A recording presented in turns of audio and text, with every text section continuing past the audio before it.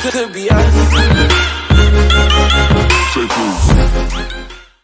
This could be us. So back to what I was saying. Could be us. This could be us. So back to what I was saying. Could be us. This could be us. So back to what I was saying. Could be us. This could be us. So back to what I was saying. Could be us. This could be us. So back to what I was saying. Could be us. This could be us. So back to what I was saying. Could be us.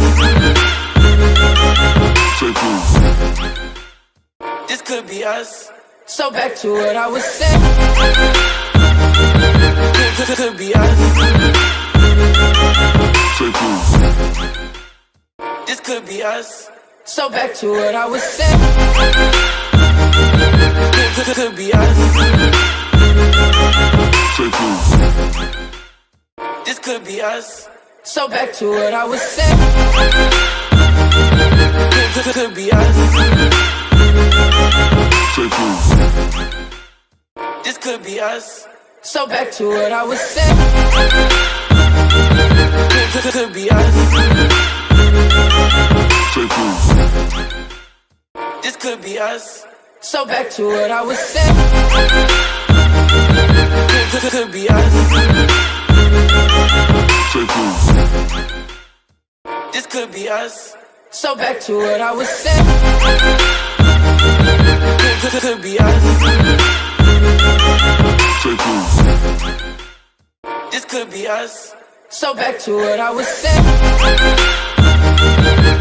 Could be us.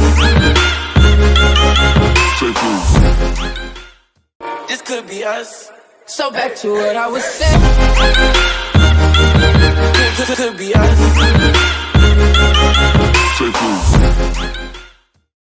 This could be us. So back to what I was saying. Could be us. This could be us. So back to what I was saying. Could be us. This could be us. So back to what I was saying. This could be us. So back to what I was saying. Could be us.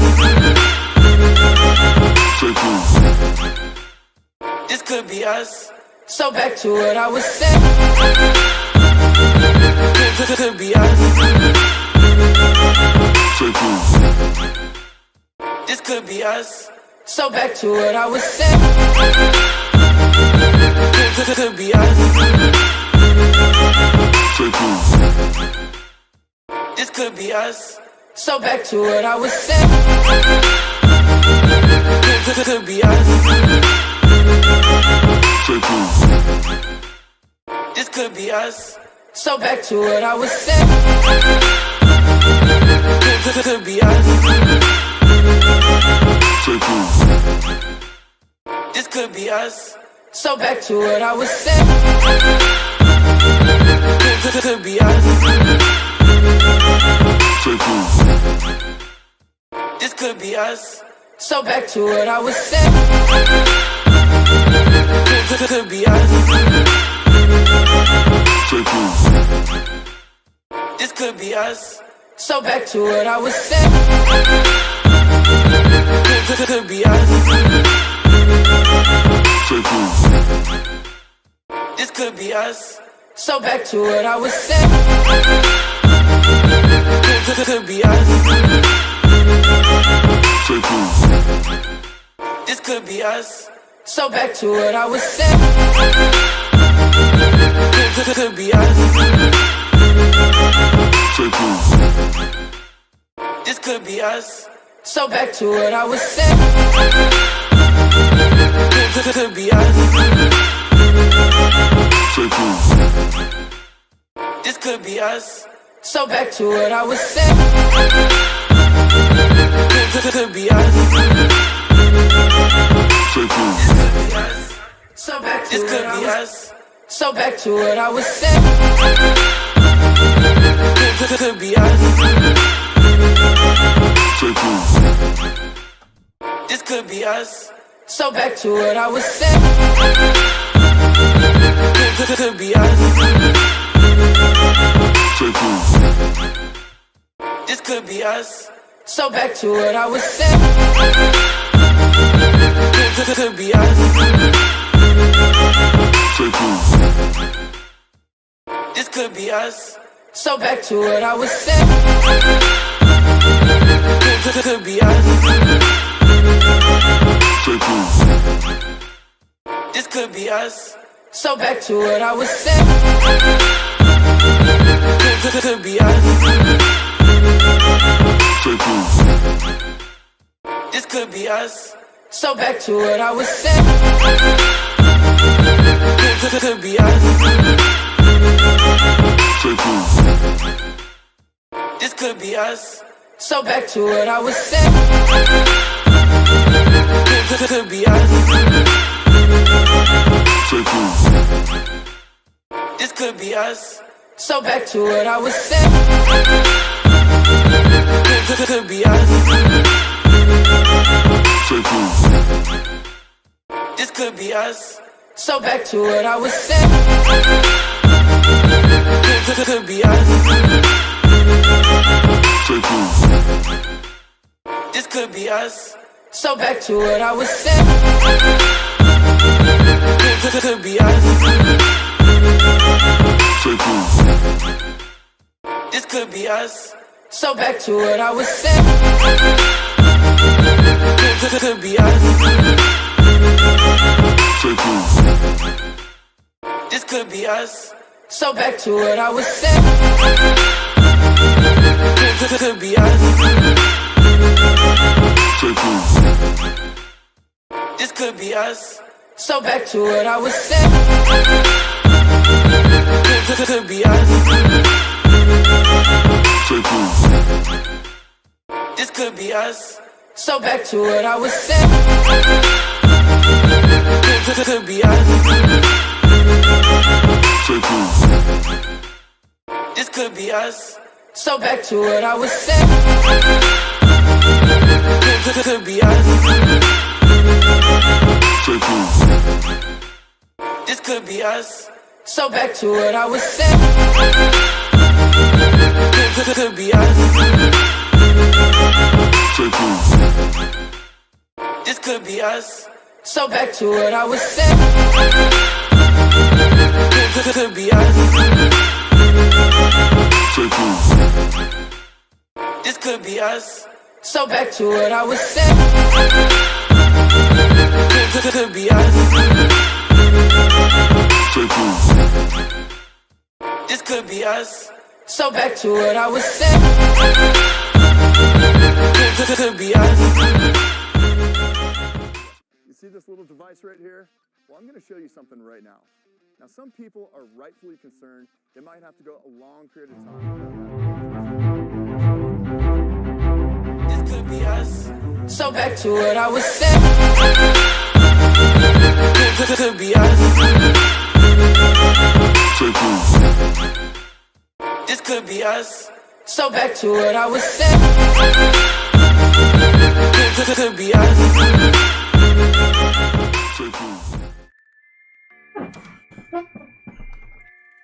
What's going on, everybody out there?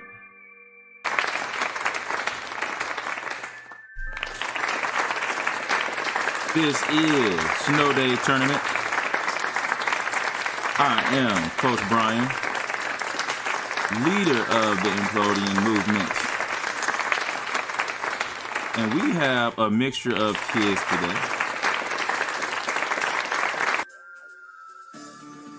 From all over Michigan, maybe some kids from other places too. Shout out to everybody that's currently viewing on YouTube and Twitch as we go through some of these games today. Kids are off of school today. It was kind of bad on the roads yesterday. It was like freezing, rain, sleet. I was in traffic on my way home. So it's justified. Shout out to everybody that's currently that we should have a snow day today. Sorry about that, making sure all the sound is good. Let's get into the games here. First, we gotta get into standings. We're kind of late with the broadcast.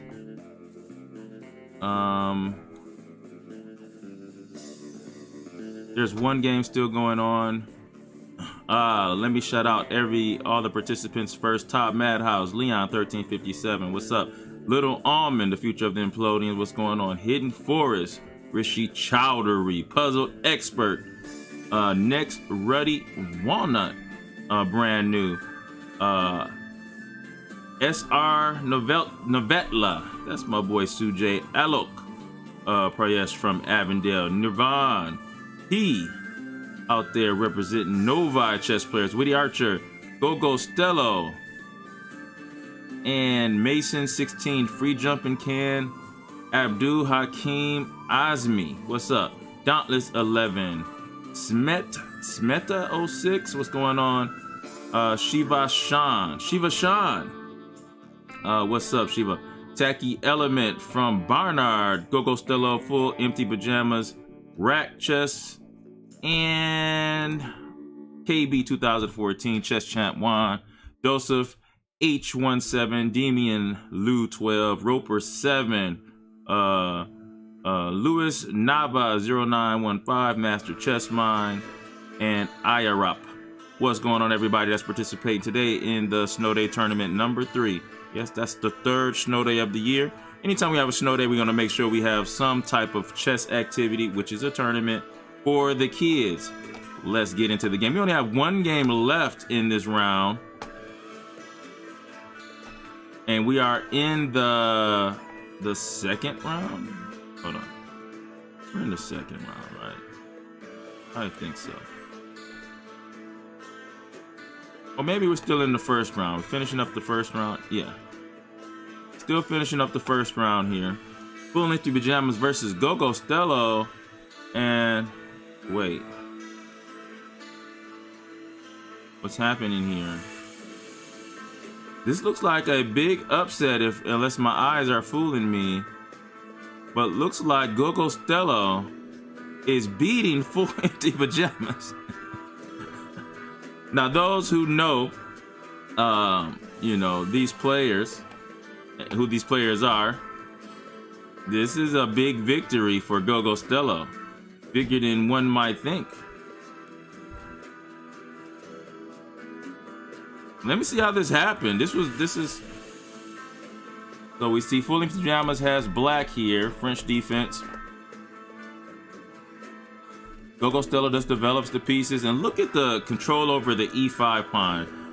Remember, pawn on e5, the castle king dies. If you ever want to know when it's the right environment, the right habitat to attack the castle king, a pawn on e5 is a symbol of that. Because you get more spaces for your pieces, less spaces for the opponent's pieces, and the pieces start to get in each other's way. They start to be cramped, and that's what black is going through right now. By the way, the record between Full Empty Pajamas and Gogo Stello is Full Empty Pajamas has a 19-4 lead in this matchup. So this is such a big upset if this goes down. Knight to d6 here, and then Gogo Stello allows the trade here of bishops here, but also there's 3 attackers on the e5 pawn. But the king is in the center and the bishop hasn't been developed. So maybe Gogo Stello sacrifices the pawn on purpose. Looks like that could have been the case. Right now, Full Empty Pajamas is up a pawn, but he's down in development, which means the rooks are not connected. The pieces are not involved. And if they're not involved, white temporarily has a piece advantage. And when you have a piece advantage, you want to be aggressive before white is able to develop the pieces fully. So that's an aggressive move. Gotta watch this setup here. Fully Pajamas is threatening checkmate. Gogo Stella sees that checkmate. And after bishop b7, attacking an unprotected knight on the rim, he goes back to the center, and this game looks to be in the hands of black. Extra pawn up. Pieces have been developed. The bishop isn't the best here, but black does have the bishop pair. When both bishops are on good diagonals, the bishop pair is an advantage usually. A3. Oh. And instead he plays the move d4, attacking the pin piece. Gogo Stella takes back, but now white has gained the pawn back. Even though this pawn, these double pawns on the open file are not the best pawns here. Rook c8 here. Gogo Stella plays c4. Could have played rook takes a7.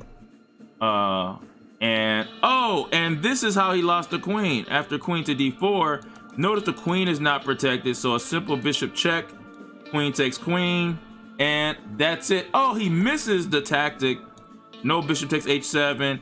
Instead, he plays rook to a3. Always look for checks, guys. 3 questions. Are there any checks? Can a piece be attacked more times than protected? And can a piece be attacked of greater value? That is the secret to chess. Just those 3 questions alone is the secret to chess. So if you ask those every time, you will never make a mistake like we just seen, where the queen winds up on d4, and you could have won the queen with bishop takes h7. King has to get out of check, and then the next move, the queen takes on d4. He missed that, and now rook takes c4, taking advantage of the pin piece, I guess. Gogo Stella moves away, attacks the rook twice. Rook takes another pawn, and it's still hard to believe how Gogo Stella is able to win this here. But this is what happened. There was a fork here. Pawn c3 attacks the queen and the rook. This is question number 3, attack a piece of greater value. And now Gogo Stella is down material here by a whole rook. A rook against 3 pawns. And a rook usually will win in that situation. Looks like Gogo Stella is taking his time here. Grab the b7 pawn, important pawn, because that was a pass pawn. And then another mistake here, rook c8. Bishop takes c8. And Gogo Stella is just mollywopping full empty pajamas right now. There's another check.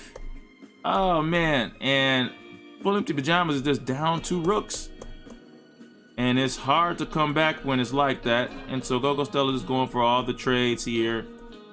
He's leading the king towards his army on his side of the board, which makes it easier to checkmate.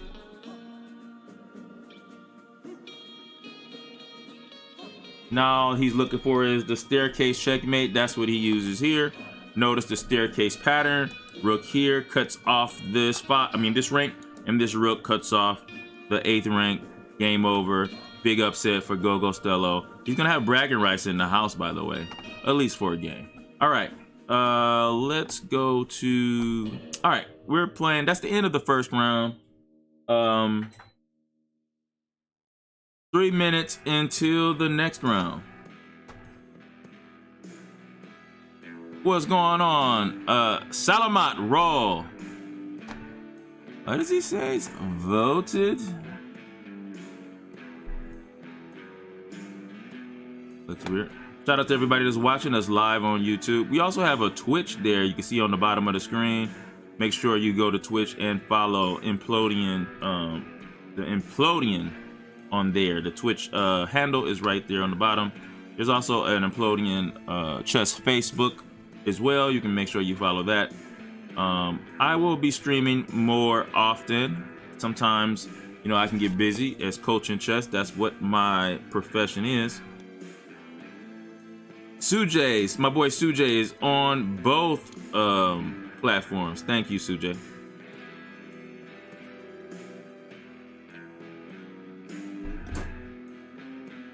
All right, if we had to guess, like, who is favored to win this tournament, who would it be? Because after the big, oh man, I see you there, Sujay. Both platforms, appreciate it. After the big upset of full empty pajamas, we have 5 rounds. Is now Gogo Stella? Is he now the favorite to take the championship here? I will say this. Last snow day, it was Little Almond was in the top 3. If I had to go with someone right now, I would say it all depends on if Leon 1357, if he can slow down in his games a little bit. He could be potentially one of those challengers. Little Almond always, you can always tell if his tactics are really good and if he's low on time. If Little Almond is running low on time, he plays his best games. You know, not meaning he's gonna run out of time, but that means he's thinking, and if Little Almond has time to think, he's dangerous, and I think he will win the Snow Day #3 championship. Also, we can't forget Hidden Forest, who is a veteran of chess in a lot of these tournaments. He can definitely challenge if he's in rhythm. We have to see that. He has to start great early, but if he does, Hidden Forest will be a good challenger. And the only reason why we're talking about this is because there was a big upset with Gogo Stello versus Full Empty Pajamas, who would normally be one of the favorites. I believe he won one of the Snow Day tournaments before. He would normally be one of the favorites to win a Snow Day tournament. And then some of the newcomers could definitely step up. If we look at the newcomers who got a win in their first, we got Next Ruddy Walnut, who has a win in his first Lee Chess tournament game. Who else? Witty Archer got a win in his first game. Maybe that was a bye, because anytime it's a white one, yeah, that was a bye. That means it was an odd number of players. He didn't have anyone to play, so he gets credit for an automatic win. All right. And we have a lot of half-point buys, probably because they entered late. But you still get some points, still have a chance to compete. So we're going to get into the games here. The marquee matchup here is Nirvan P right now versus SRN Navetla. And we see Nirvan P. Now, I will say this. Nirvan P, very talented, big problem with moving very fast. And a lot of times when that happens, he makes very, very bad moves. You see how he traded here? He's really looking at a lot of trades without really thinking about if the trades really help. Like, look at the pawn move F3 here. So Black can actually play moves like E5. Bishop can come out to C5. This diagonal is very weak. The reason why E5, and he does play E5 here, this controls D4. Knight C3 does attack the queen.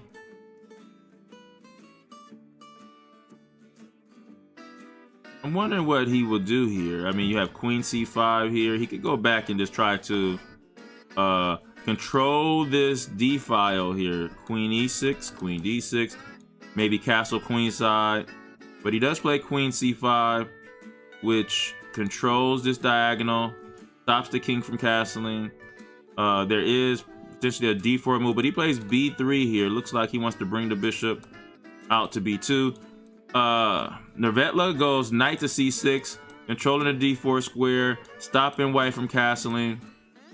Look, at any time the higher rated person has low time, there's a problem.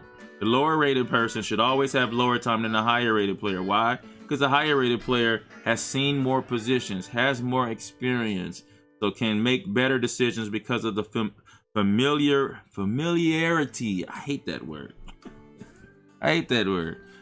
Familiarity with the position. And so when you have you're going against a higher player, you want to take more time because maybe you not have seen this position, but if you take more time, you will be able to figure out the problem. You notice how he plays D4 quickly without thinking if he's losing the pawn. He did. He just lost the pawn. Then he plays knight takes D4 again without thinking about losing the piece, and he did not count because of a quick decision. He also has more time than he started out with. Remember, guys, you have 15 minutes, 5-second increments, you get more time. Okay? And it looks like he's going to play knight C2. This is going to be terrible here. Knight C2, queen D3 check. Bishop C5, if king F2. This is this is going to be tough. Gogo Stello, of course, you earned those compliments, bro. You earned those compliments, so you don't have to thank me. That's something you earn by being a good chess player. And so that was a great game, as Gogo Stello thanks me for complimenting him on the game. Big upset that he had against Full Empty Pajamas. All right. So this is just black is better. So we're just gonna go to another game. Again, Nirvan P. Let me just let everyone know, and thank you guys for logging on to Twitch and following the Implodians there. But Nirvan P still hasn't fallen below 15 minutes. You get 5 second increment added on every time, but you start out with 15 minutes, so that means Nirvan P is moving in seconds every time. And anytime you do that, you're just not going to be able to be a good player in the long run. So Nirvan P is fighting back, though. I will say that he is fighting back. Maybe f4 could be played. He has bishop takes a1. Now I think that, okay, so now black does castle, and now that you look at it, it's just Nirvan P is trading. He's now in material. And guess what? Nervetla wants to trade as well. And so right now, Nervetla is up a bishop and a rook. So this is just really not good. He goes queen b5 because look at this, how quickly he moved here. Not really thinking that the pawn could take. Nirvan P just moves too quick. Wow, he didn't even take the rook there. So Nervetla could have taken the rook. I don't know what he was thinking there, but definitely should have taken that rook. All right, so let's go to another game. Let's go to another game here.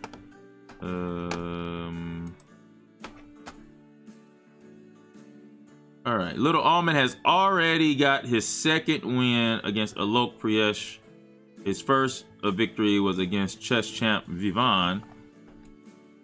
So Little Almond, again, one of my favorites to win the tournament since the upset of Full Empty Pajamas. But I will say this, Full Empty Pajamas could start upsetting some of these leaders. You know, can give them all losses. So it's still going to come down to the matchup of Full Empty Pajamas versus some of these favorites like Leon 1357, Little Almond, and Hidden Forest. And Gogo Stello, who's already beat Puzzle Expert. Gogo Stello is going to have to beat some of those other high players. Actually, let's go to Gogo Stello's game here. Who does he have? He has Witty Archer. And Witty Archer has put on a fried liver attack. A fried liver attack as Gogo Stello is thinking about what to do. Witty Archer has taken a lot of time in the opening as well, which I like, to come up with this type of game. And I'm not gonna comment on this game in case Gogo Stello is watching, but this is a very well-known opening, and the next 5 moves should be written out. You have the Traxler attack. See, Gogo Stello plays d5, which is the main line. The problem is the move after this is very important for black, because after e takes d5, the obvious move a lot of times is not the best move. And so Gogo Stello has to make sure that he knows what to do here. Because if not, if Witty Archer knows what to do, and that is a blunder here. I wonder if Witty Archer would know what to do now. Now, there is a Chess Kid video. You know, Chess Kid has this whole series about the fried liver attack. Of course, that's under paid accounts. For some of you who don't have the paid accounts, we might not have that ability, but they do have a series talking about this here. He missed it here. So what you have to do here is knight takes f7 check. I mean, no, sorry, not check. Knight takes f7, king takes f7, and queen f3, which double attacks the d5 square. And then if king e6, then the knight comes to c3, because notice the bishop is pinning the knight to the king. And so you're going to be attacked. You're going to be playing against a king that's on e6. Be able to open up the center and attack. A lot of fun. Very scary for black. There's some lines where black can survive, but black has to know computer lines by heart in order to survive there. You don't want to play chess like that. So this game is okay for Gogo Stello all of a sudden. He doesn't have a problem when he actually responded to the opening incorrect. Now, what he should have done is play knight a5 here. This is the main line here. Then after bishop b5, you play c6. D takes c6, B takes c6, and the bishop either goes to d3 or the queen goes to f3. Those are the 2 main lines. And also there's a bishop e2 after that as well. So that is how the fried liver attack is played. And over the years, those lines I just mentioned has been considered the best way to face the fried liver attack. All right. Let's go down the line here. Let's go Hidden Forest, which is one of the favorites to win a tournament like this here. A veteran player, played many tournaments live and online.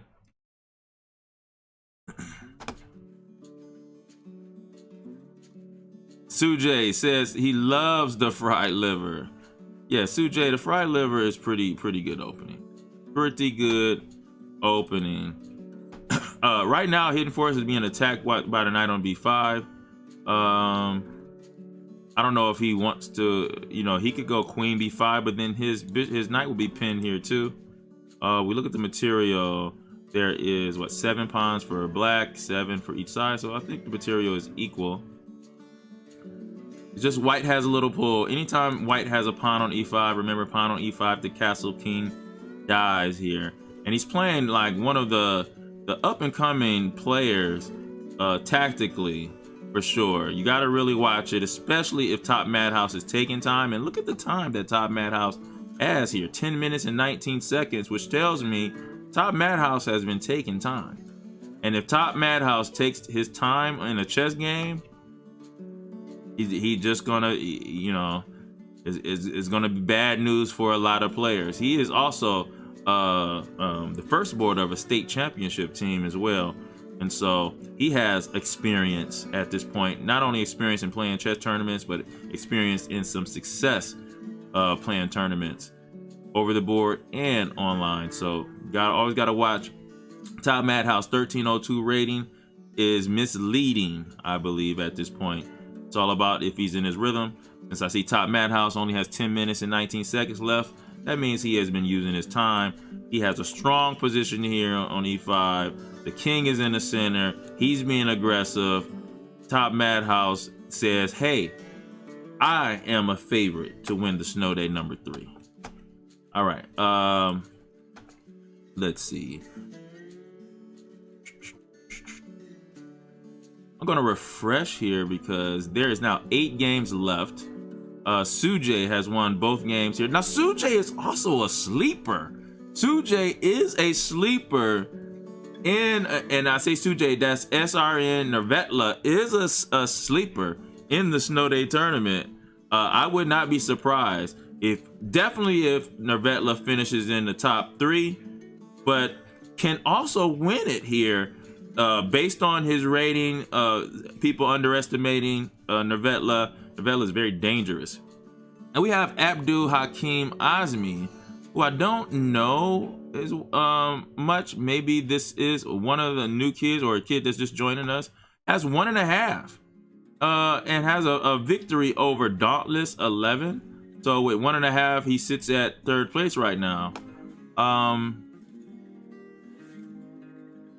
As we see on one of the feature screens, Top Madhouse has played h3. This is,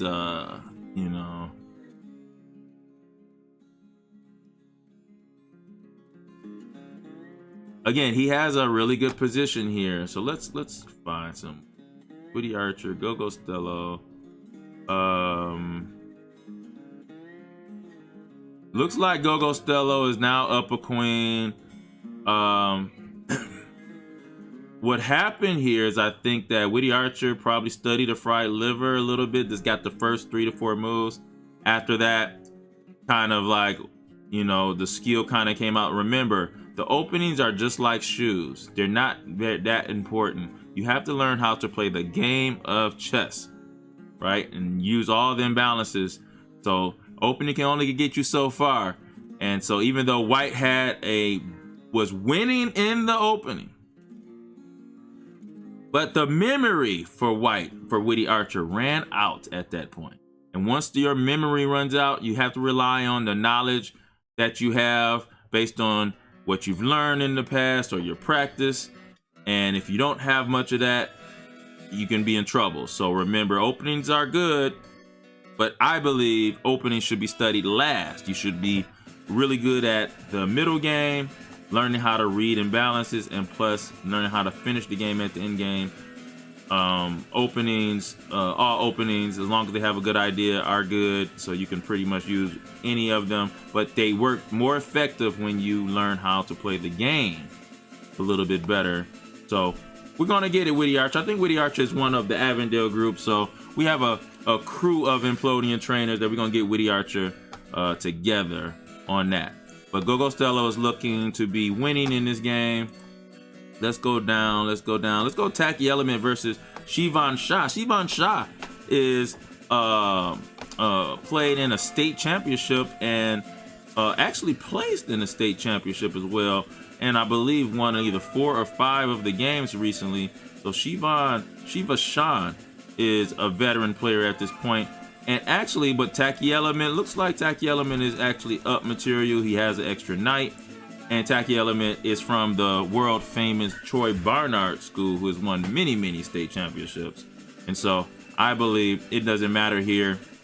Tacky Element with his experience could this is pretty sure should be able to convert this game here. I will say Tacky Element is another sleeper, so you gotta watch out. We gotta watch out for Tacky Element too. Full Empty Pajamas. Let's look at the bounce back here. Full Empty Pajamas did win his game here against Mason 16, also a Implodian. And looks like, look at the outpost that Full Empty Pajamas have. The bishop is hanging, the bishop is bad. Look at the file that White is controlling. Hey, Full Empty Pajamas is mad now. He lost the game. Now he says, hey, I'm not gonna lose any more games. I'm gonna play great chess. This game looks like he's living up to it, his initial expectations. So that looks like a dominant game here. Let's refresh. Is there only 4 more games left?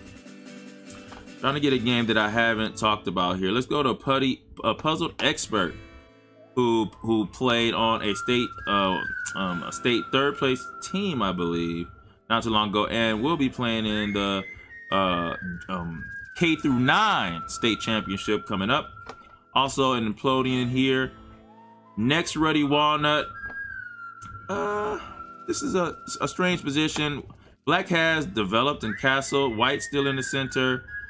Look at that. I kind of like this move here. Why? Because it shuts out the bishop. The bishop is just pointing at his own pawn. Don't know why the bishop is there.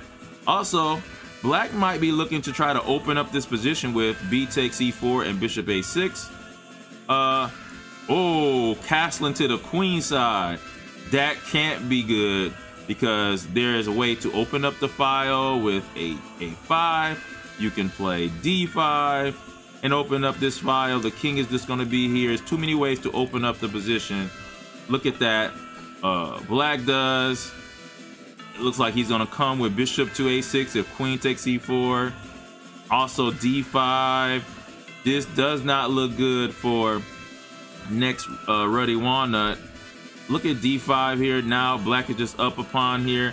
That was a quick move by Ruddy Walnut, but it looks like he's down to 1 minute, which is a lot of time.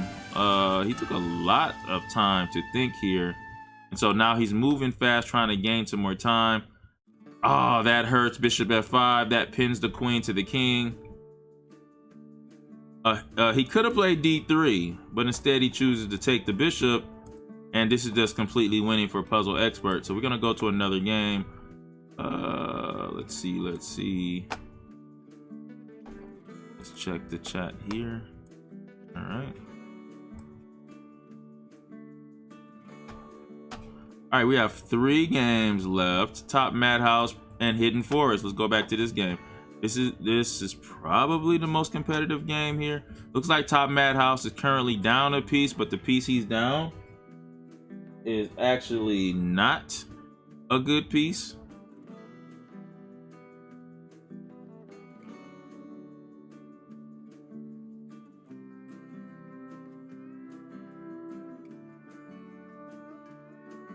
But he can bring this knight to h6 to f5. There's a g3 square for the knight to sit on. But the big problem, I guess, is this knight c7 move he's looking at. which forks the rook and the king. So he's gonna have to deal with that. If you go king d7, then there's gonna be rook a to d1, and then you're gonna have to move away. And if you move here, then there's a move like knight to d4. The king is starting to be, you know, starting not to look so hot. But you might have to do this here. Or you can try bishop to d8, but then there's knight d6 check, which forks the king in this pawn here. So he has to be careful about where he's gonna put his pieces. He could go king to f8. That's possible, because then after knight c7, the rook just takes on a7. It's not a problem. So king f8 is possible, but he has to be very careful here. Hidden Forest is now down to 5 minutes. Top Madhouse is 9 minutes and 19 seconds. Hidden Forest is up a piece, but Top Madhouse has a lot of pressure on Hidden Forest in this game right now. I wouldn't even say black is better because of this piece, because it's not developed and the king is stuck in the center. This is an interesting game. I don't know who I would rather be here, but I do think king f8 is something needed to be done right now. Instead he goes rook c8. Okay, that stops knight c7.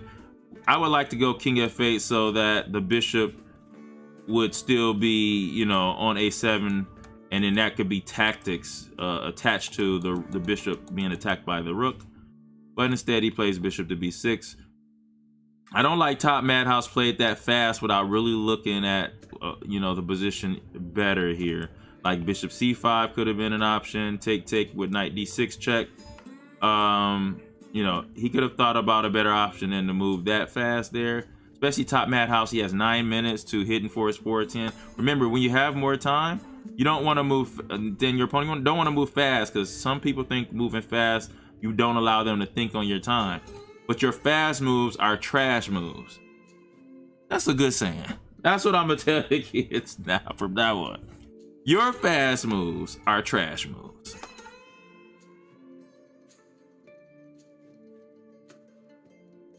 Sujay says he will be black because the attack can easily shut down with the rook for a bishop sacrifice.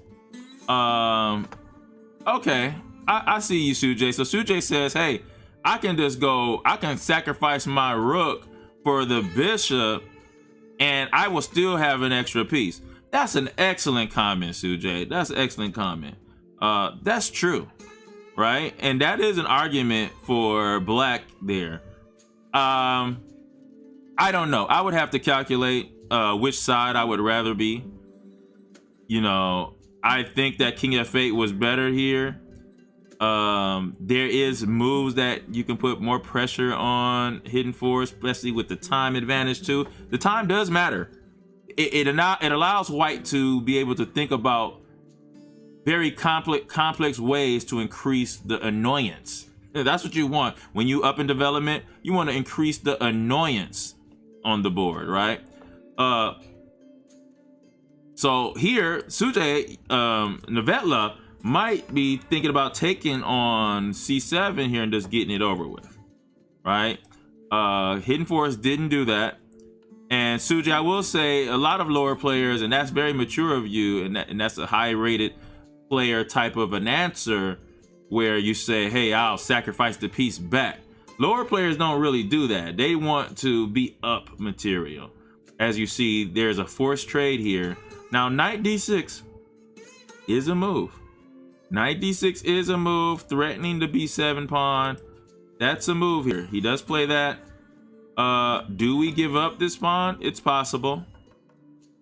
That's definitely possible to give that pawn up. There's also moves like bishop takes c2. That could work because that will turn the c4 pawn into a pass pawn. That's possible. Knight h6. Now you have the rook into the game. Now the knight, because the big thing about the knight being on g8 is that the rook never could join in the attack. So knight to h6. You have a nice square on f5 because the pawn on h4 stops any like g4 push here. He plays b5 here, keeps the pawn protected. Now the b5 pawn can be attacked with like a4 or rook f to b1. Put some pressure on b4, b5 here. I don't even know if you can even defend it actually after rook b1. But instead he goes knight to b2. Now the one thing that Top Madhouse, I don't like this move. He's just doing it just to attack the rook, but he's not really thinking about what's the purpose of the knight after the rook moves. Right now the knight is just aiming at nothing, right? And it just kind of wasted a move here. White is going for trades here, and I don't think that's actually any good either. Now I think it's the best time for black to just develop the knight, get the pieces in the game, allow a trade, rook takes, pawn takes. Oh, there is an f5 push, so maybe bishop takes c2 could be played. Yeah, this is just, now I think black is completely winning here. The momentum of the attack is starting to fizzle out for Top Madhouse as we see knight h6. Okay, yeah, because after rook takes, pawn takes, f5 is guarded.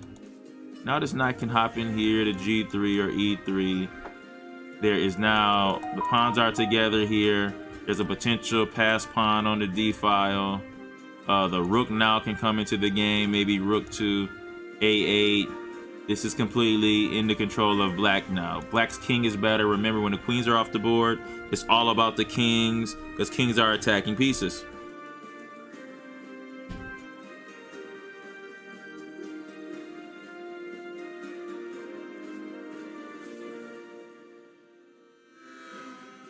Plays bishop 2, and right now Hidden Forest is showing that hey, I am a contender to win the championship today.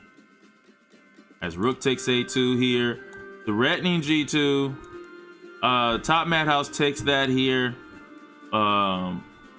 Such a good effort. Maybe we'll see the move e3 now. Oh, he checks first.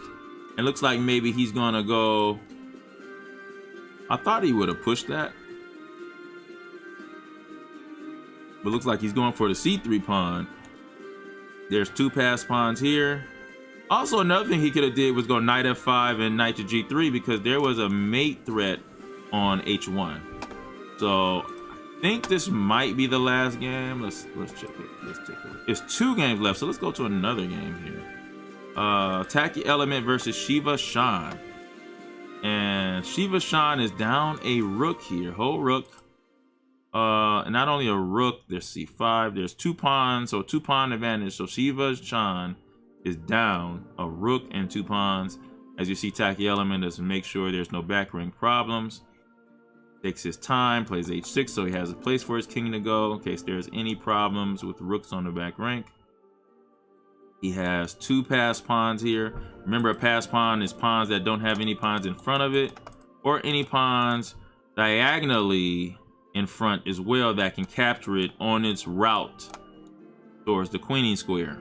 So those are considered pass pawns. So the only thing that can stop those pass pawns from graduating to become a promoted piece is the rook or the king. Shiva has 1 minute and 47 seconds. Tacky Element has 5 minutes and 59 seconds. Tacky Element seems to be in control. Let's see, is there anything else going on in this game? No. This is pretty much a wrap. Looks like he's headed to g3, or maybe he's going to e3. The record between these two is Hidden Forest has 4 wins and Top Madhouse has 1. So they've played in the Michigan Junior Arena tournament before. As you see, rook takes g2 check. That's going to force the king backwards. And then maybe moves like he goes rook c2. Now we're probably going to see moves like knight f5 and knight g3. Or he's going to take away. Ooh, okay. So it looks like Top Madhouse was trying to go for a stalemate, but he still has a g1 square.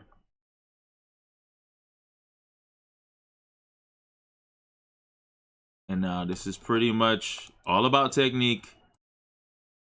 Hidden Forest is going to come up with his king here now that a white's king only has 2 squares. And he's going to be hopping right in here to G3 and then dropping the rook to checkmate there. And we will have game over. Does he even have to take the pawn? I mean, he can, but he can also just go King G3, allow the capture of the pawn, and game over right there. So good game from Hidden Forest there. Okay. And we still have the one game going on with Shiva Shan versus Tacky Element. Tacky Element up a rook. Now, the one thing you don't want to do is catch the winning disease. Tacky Element doesn't want to do that.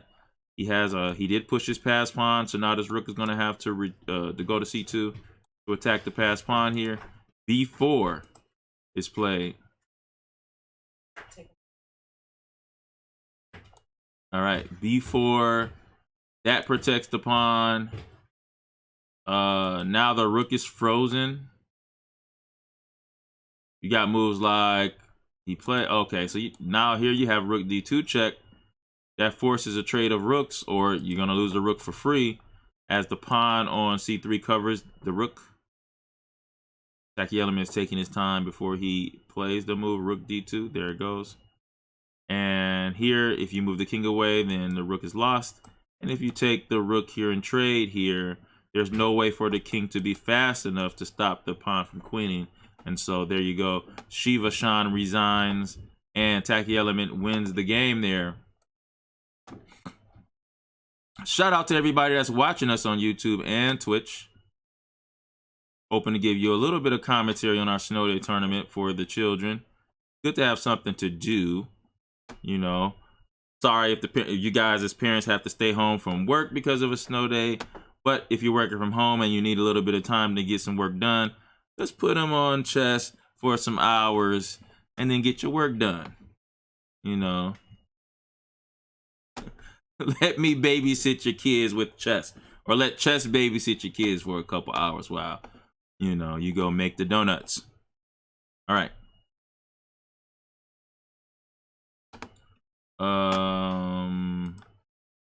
Gonna refresh here so we can get the standings. This is going to be round 3 coming up in 4 minutes. The leaders is Gogo Stello, Little Almond, Hidden Forest, Puzzled Expert, and SRN Nervetla. Then we have Free Jumping Can with a draw in the first round and a win. Comes up on the first page. Tacky Element has 1.5 as well. Abdul Hakim Azmi has 1.5 on the first page. Leon, he was absent the second round, so maybe Leon had to leave. That might take him out of the running. And then Top Madhouse is on that first page. We'll be back in about 3 minutes for the third round. This could be us. So back to what I was saying. This could be us. This could be us. So back to what I was saying. This could be us. This could be us. So back to what I was saying. This could be us. This could be us. So back to what I was saying. This could be us. This could be us. So back to what I was saying. This could be us. This could be us. So back to what I was saying. This could be us. This could be us. So back to what I was saying. This could be us. This could be us. So back to what I was saying. This could be us. This could be us. So back to what I was saying. Could be us. This could be us. So back to what I was saying. Could be us. This could be us. So back to what I was saying. Could be us. This could be us. So back to what I was saying. Could be us. This could be us. So back to what I was saying. Could be us. This could be us. So back to what I was saying. Could be us. This could be us. So back to what I was saying. Could be us. This could be us. So back to what I was saying. Could be us. This could be us. So back to what I was saying. Could be us. This could be us. So back to what I was saying. Could be us. This could be us. So back to what I was saying. Could be us. This could be us. So back to what I was saying. Could be us. This could be us. So back to what I was saying. Could be us. This could be us. So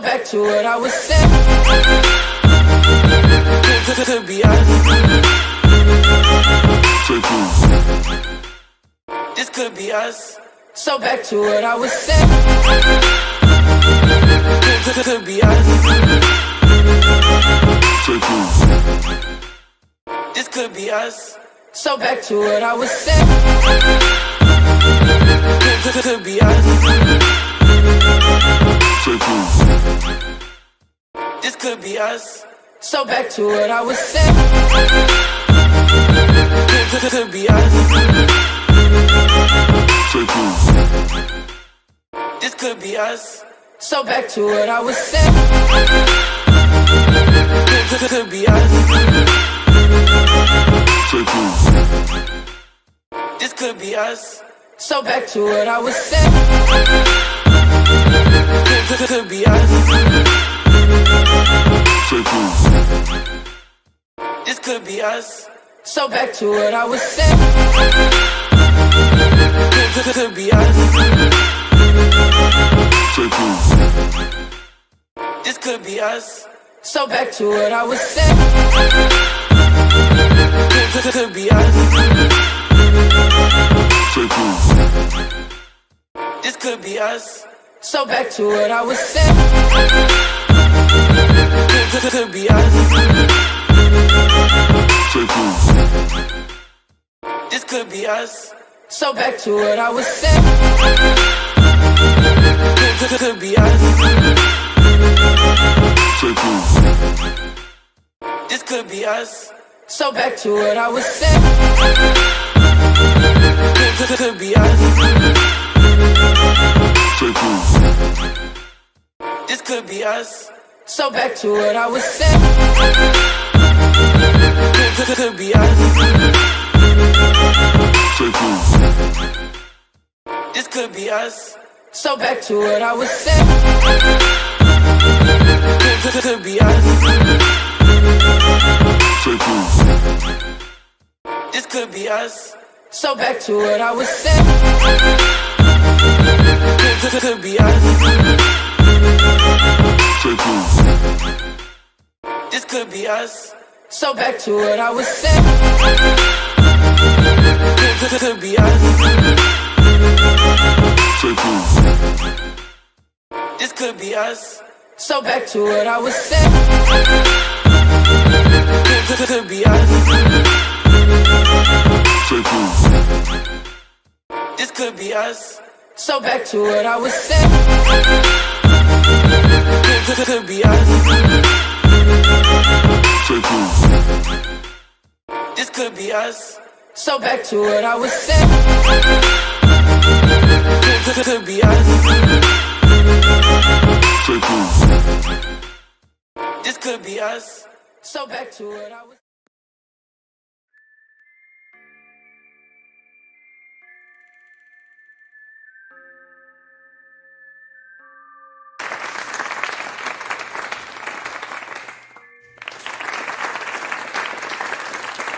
Welcome back, welcome back, welcome back. Start of round 3 for the Snow Day Chess Tournament. Just to let you guys know, we are sponsored by Wonderful Clothing. Wonderful Clothing. You can get your wonderful clothing at bcwarts.com. bcwarts.com. Clothing line was started by a University of Michigan fashion and design student. So check that out at bcwarts.com, bcwarts.com. They have hoodies and flannels and all types of unique t-shirts. That is a sponsor for today's Snow Day tournament. And shout out to all the Implodians. If you are interested, for the first time ever, we have the Implodian Chess School. And if you are interested in learning about the Implodians and becoming an Implodian yourself, you can go to you can email us at implodianchess@gmail.com, or go to Michigan Junior Chess Arena and inquire about the lesson plans that our trainers are giving out representing the Implodians. All right, let's get into the game.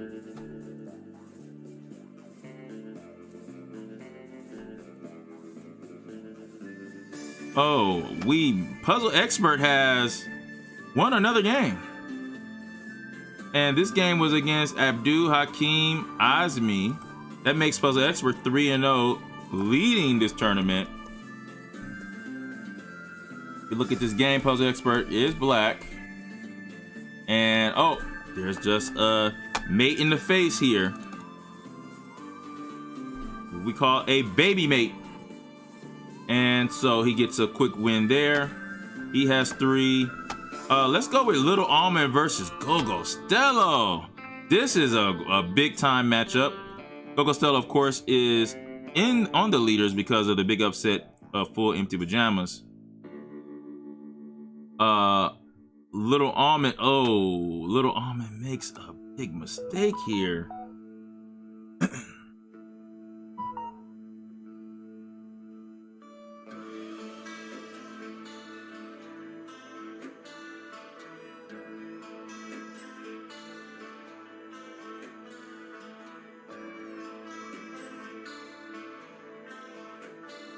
Okay. This looks like a big mistake. And I don't want to call it out in case they're watching the stream, but looks like a big mistake there. Right now, material is even. Material is even here. Now remember, guys, it's all fair play on our stream today. Look at that. Knight takes F4. Gogo Stello wins a piece. All fair play, guys. So when you're playing these tournaments, you cannot have a second screen on because the computer will detect it. And if you have a second screen on and you're going back and forth between screen and screen, you could get kicked out. There's a cheating policy here. You got to make sure you adhere to the rules. You cannot open up another program, and if you use some help, like as a computer engine, you will be caught. They have computers following these games, and so if the computer moves match each other, it will flag your account and your whole IP address will be banned. But I know I'm not going to have to worry about that with you guys, because Everybody here knows that you won't get better by cheating. You only get better by practicing, and you get better because of the losses you suffer. Actually, the losses help because everyone loses, but it's all about what you do when you lose. It's okay to be angry and sad when you lose, but be angry and sad in the books. Be angry and sad on your practice, on your chess kit account, doing puzzles. Be angry and think about how bad your loss was when you're studying your games, and be angry and sad when you're contacting your coach and asking them to give you something to make you better. Because you just don't like to lose. That's fine. No one does. It's all about what you do and getting better. And so that's the journey. And you can't cheat the journey. Because we see little Almond is, getting the screws turned here. As Gogostello is up material. Gogostello is playing excellent chess here. To upset little Almond in full empty pajamas would be a big deal for Gogostello. That's a whole different level.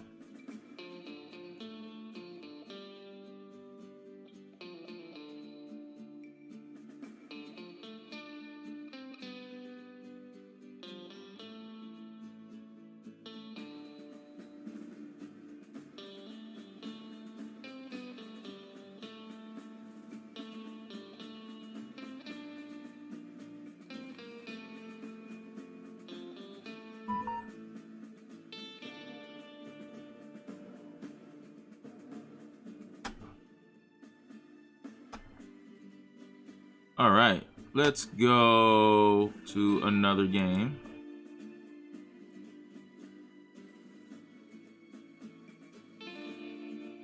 Let's go with SRN or Vetla. You know what? Hold on.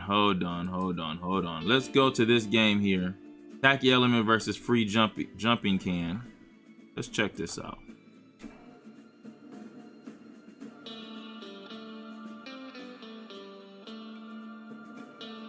Okay.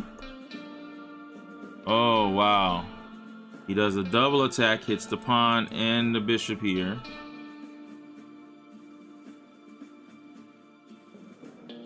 Question number 2. Attack a piece more times to protect it.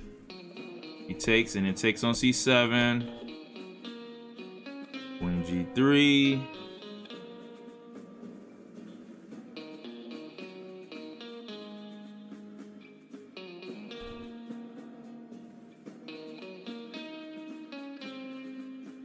And here he just gives up the free rook here. He takes it.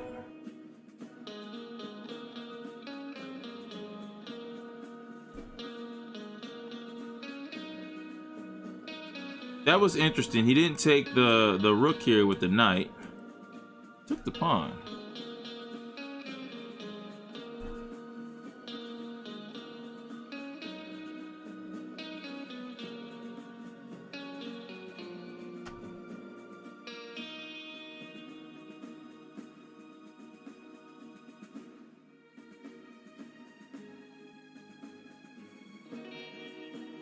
Go through some of these games here.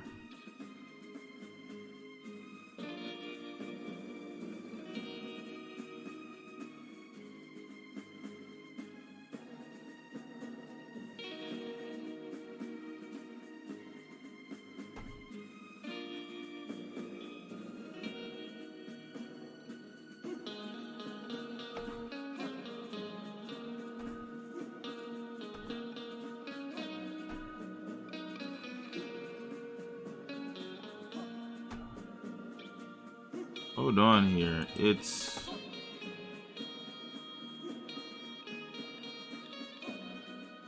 all right. Okay, so I get it. Okay, so Shiva Shan loses this game pretty quickly here. Let's see. To Joseph H17. All right. Let's go to some more games here.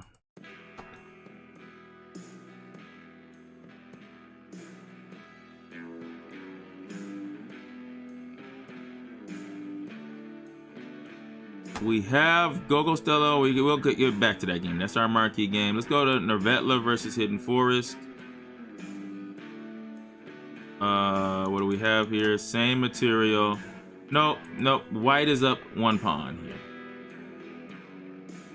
He goes Queen D7. I don't like Queen D7 because there is Knight to E5, which not only attacks the queen, but it double attacks the C6 pawn.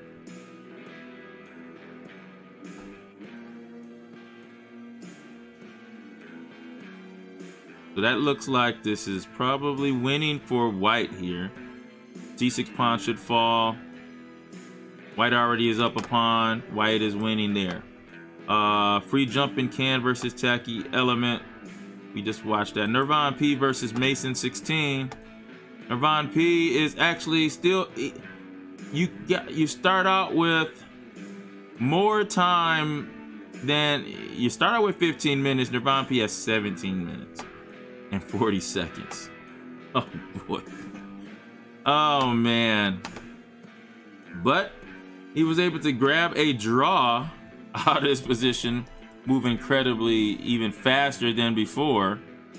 Now Mason messed up. He could have just taken with the pawn here on D4, on E5, and forked the 2 pieces, but looks like he might have been moving fast too.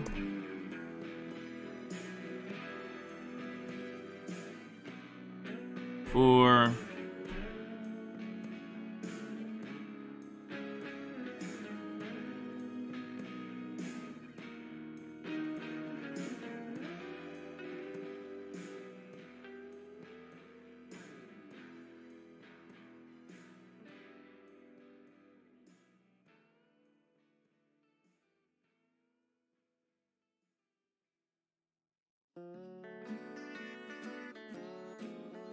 Yep, and both players get queens. Now here, white should have won this by simply going check here. But he actually allows him the queen.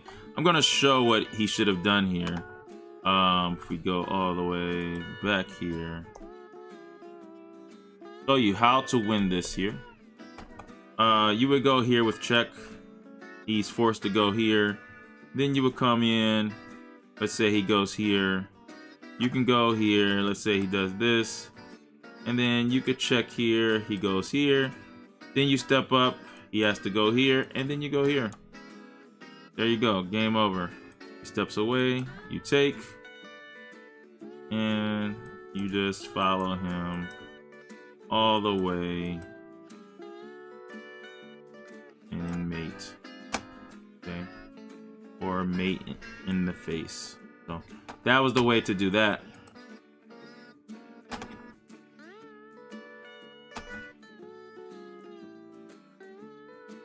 We have 3 games left. Gogo Stella, Little Almond, Servetna versus Hidden Forest, and Free Jumping Can versus Tacky Element. This is still going on. Oh, Tacky Element is completely winning here against Free Jumping Can.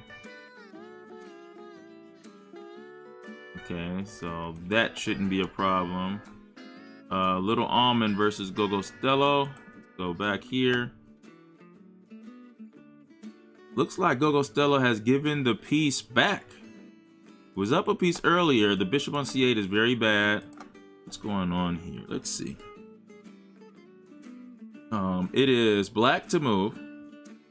White is up in development. White has 3 minor pieces, so does black. White is currently attacking the knight on F4, so white has initiative here. He does have this move, knight E2 check. Because you can't go bishop takes E2 because the queen will be hanging. 6 pawns for white and 7 pawns for black. But I think white is better here. Because after you move this knight away, we got knight takes D4, which attacks the queen. The bishop on C8 is not developed, so that's not in the game. So it's hard to count that as a piece. And even when the bishop does get in the game, notice that this is considered a bad bishop. Anytime all the pawns are, not all the pawns, but majority of the pawns are in the same color, especially the center pawn, same color as the bishop, it doesn't have movement compared to the bishop like this one. By the way, this bishop is being attacked on g5, so this looks like a very big problem for Little Almond, actually.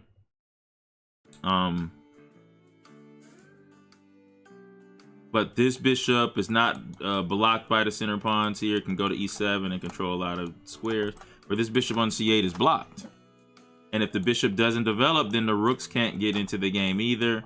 So white is completely better, maybe even winning here, because it looks like there is a hanging bishop that's being attacked and also a knight that's being attacked here. Even though I think the knight can go knight e2 check. And you probably can save this position by going knight e2 check and then moving your bishop to e7. But white still will be able to probably attack this knight on e2 by playing knight e4. It's a lot here. So white is completely winning, I think, here in this position because of development and initiative here. 3 questions. Attack a piece more times to protect, attack a piece of greater value, and the fact that this bishop hasn't been developed. That's 2 things just to the 1 thing that black has, and that's material. White is winning. All right. Let's go to Hidden Forest versus Nervetla. Good matchup here. Again, I said Nervetla is a underrated player. And we see that the material here, 6 pawns for black, 8 pawns for white. So white is up 2 pawns here as Nervetla plays rook to d8. And that was interesting that he allowed this pawn to stay here. Now, we're looking at moves like c6 could be played.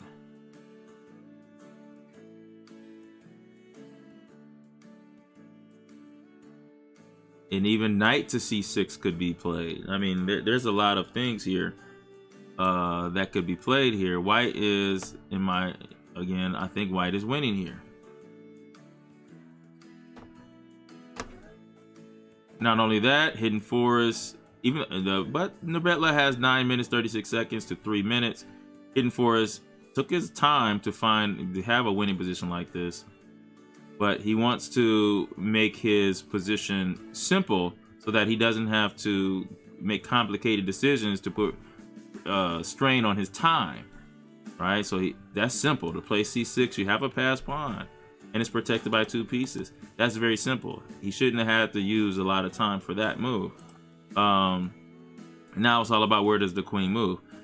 It looks like the queen has to go to c8 because queen c7, you have a discovery attack here with moves like knight to g6, knight to f7, so that's not good. Queen to a7, I guess is possible. But again, you have to always watch c7. And queen c8, he plays queen c8.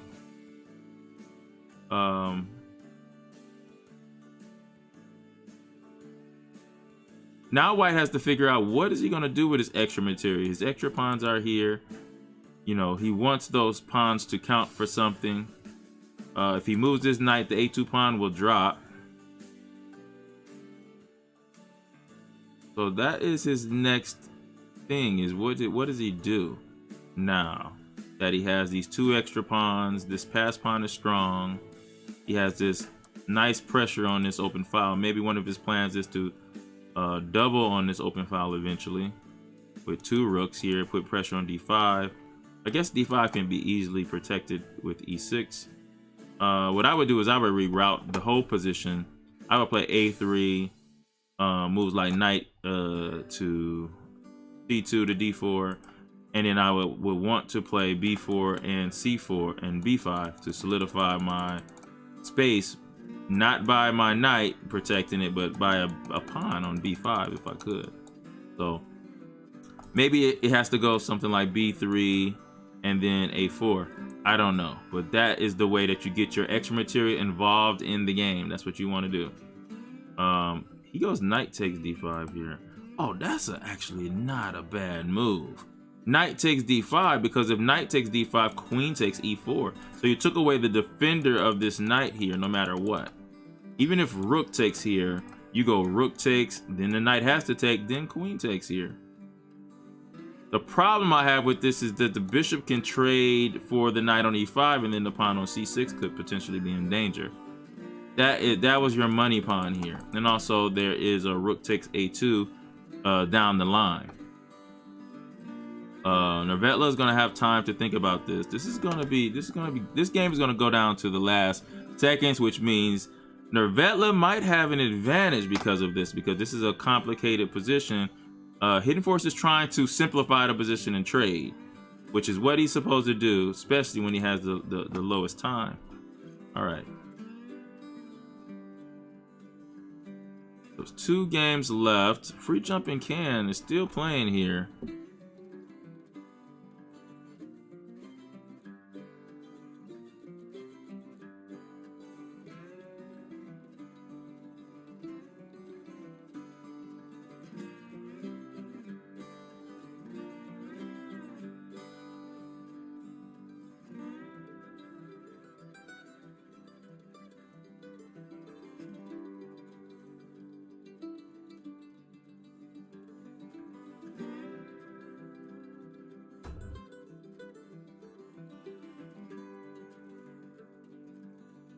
All right, it looks like there will be staircase made here.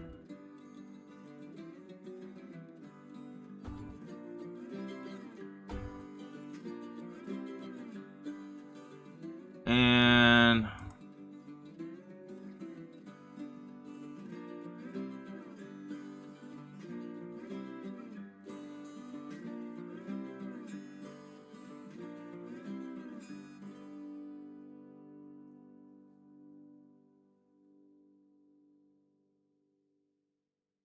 I just want to check this out here.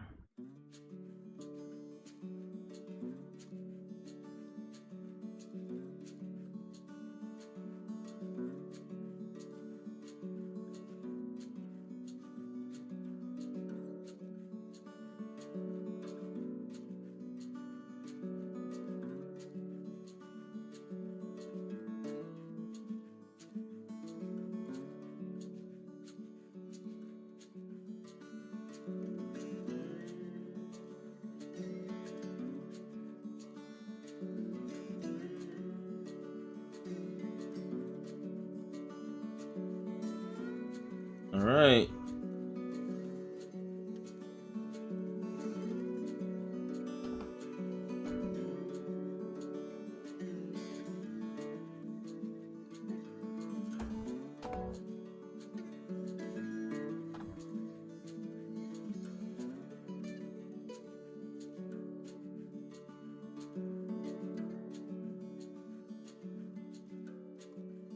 All right, guys. We are going to get back to this game, Nervetla versus Hidden Forest. We said this game was going to last a long time.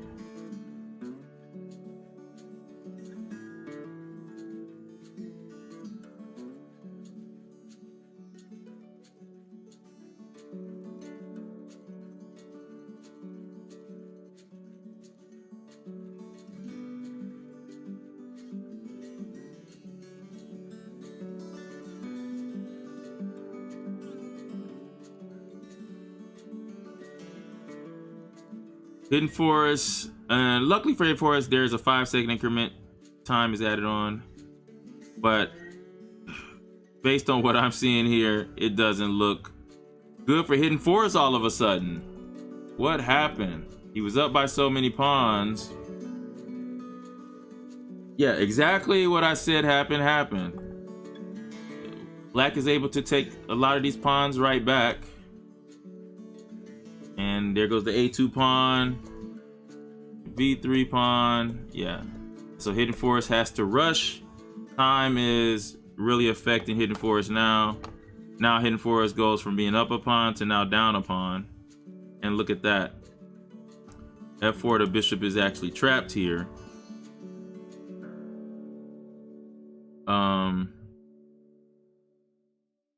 Now Hidden Forest will be trying for a draw down a piece. Still possible because it's limited in the pawns here. Yeah. Yep, it's still possible. Because even though black is up a piece, a rook and knight versus a rook and knight king versus a king and rook is a draw, not a win. Even though the one team has an extra piece. It's all about if black could figure out a way to queen one of those pawns. This, other than that, this is a draw position here. Maybe he goes knight to d3.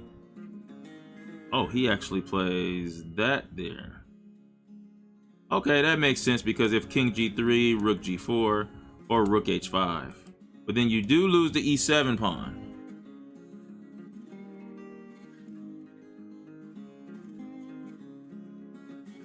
Still, this should be a draw, even though black has an extra piece.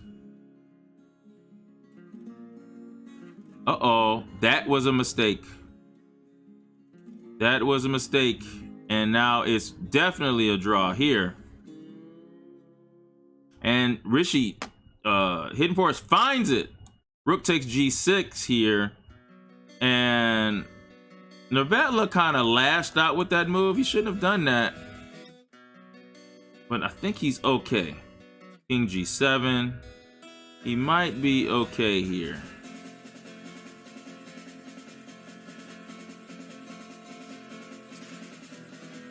Let's see, what would he play here? Okay, so he's going here. So now is, see, that doesn't do anything. So that was a mistake by Hidden Forest. That now black is gonna be winning this game here. Oh no, black will be winning here now all of a sudden.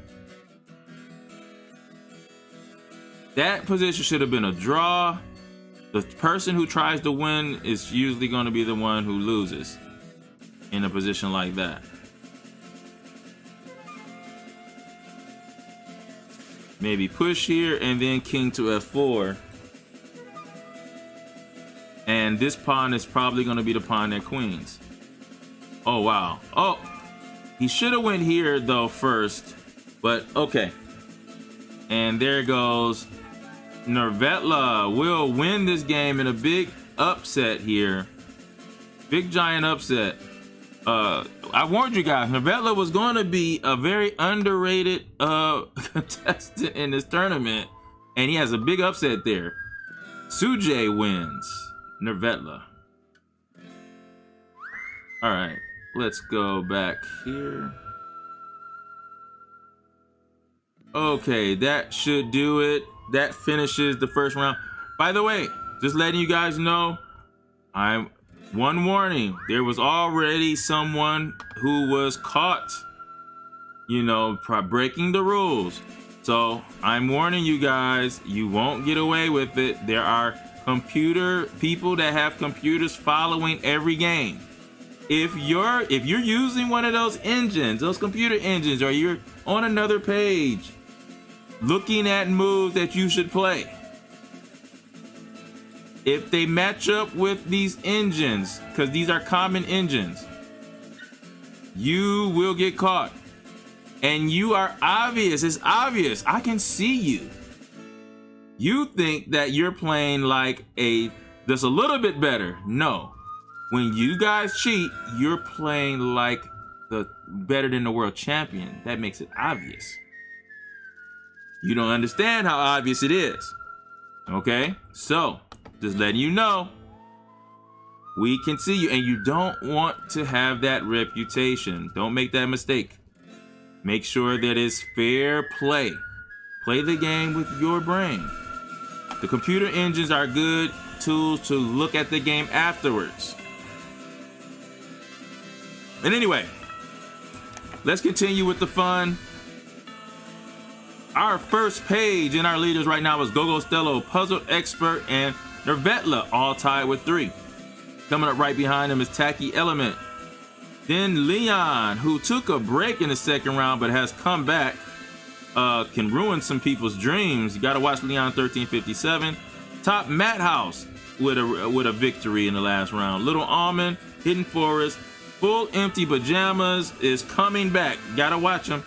And then there's Roper 7, another underrated player. Roper 7 actually lost to Top Madhouse the first game. But Roper 7 is a really good player, and so you got to watch out for him too. That's our first page. We'll be back in 2 minutes. See you in a second.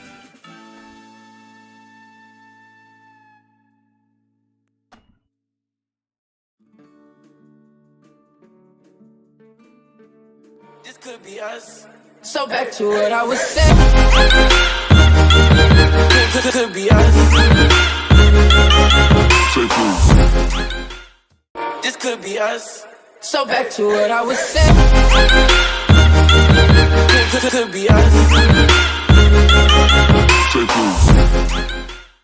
This could be us. So back to what I was saying. Could be us. This could be us. So back to what I was saying. Could be us.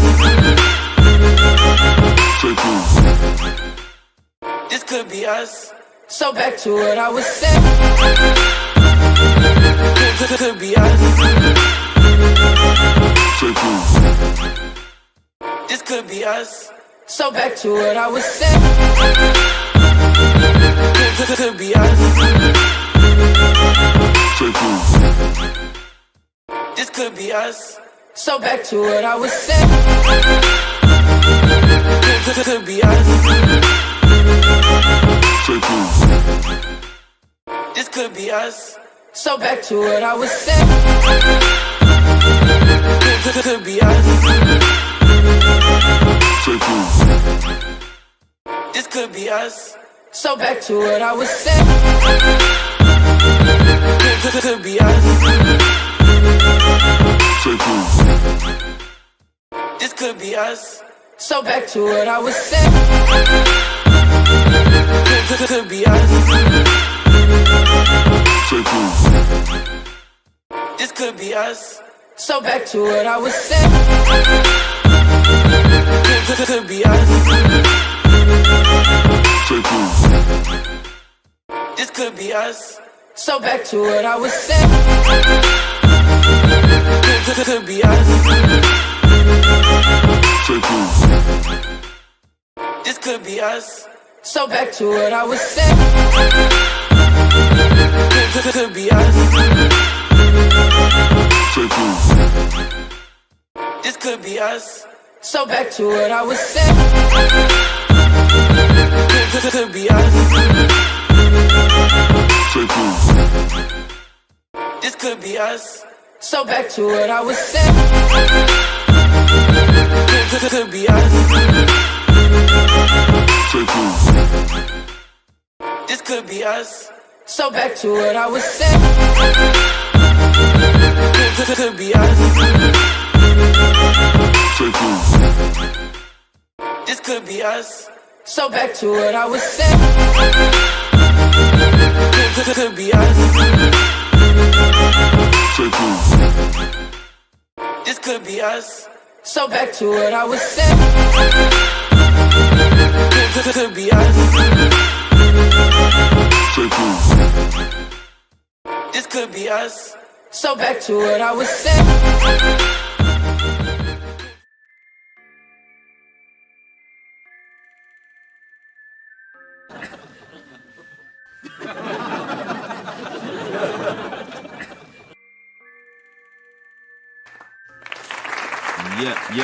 Yep. Here we go. We are back. We are back in business here. And let's look at the games as the games have been started. Our marquee game is Go-Go Stella versus Hidden Forest. Let's go look at Go-Go Stella, who's been on a hot streak lately. Actually, let me see the pathway of Go-Go Stella here. Go-Go Stella has beaten high rated into Pull Into Pajamas from 1319 rated.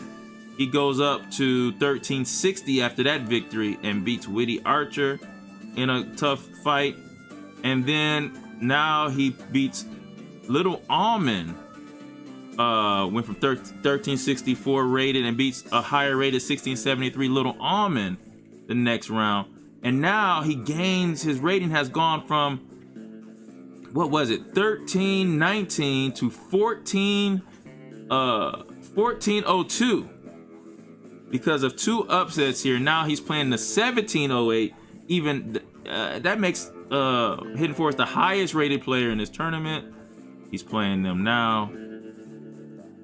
Let's go break down the opening here. Hidden Forest is black, Gogo Stella is white. Regular E4 opening, this is called the Carol-Con defense.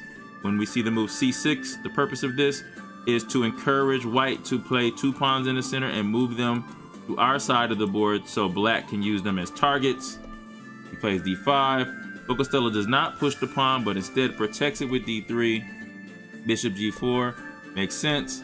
And then the move E5 here. Look at the 2 pawns that black has here, but white is up in development with 1, 2, 3 moves of development, and Hidden Forest only has moved 1 piece. That move was a big giant mistake. He moves a piece more than once in the opening. He's already moved the bishop.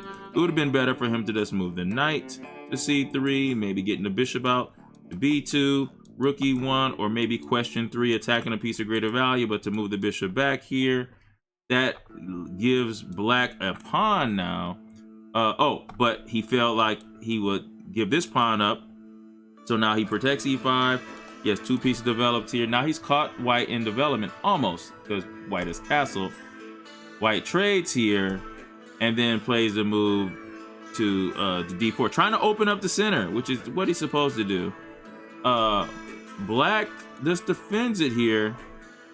And here, Gogo Stella had a chance to like open this up. And probably, you know what, I would have opened that up big time.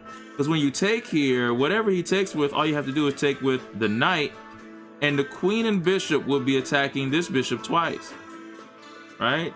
So, and if that trade happens, then bishop takes E2, queen takes E2. There's a check here. The file is open because the king is in the center. Always remember, when you are up in development, you want to open up the center. Your pawns, you want them gone so that your pieces can attack the king while it's still there.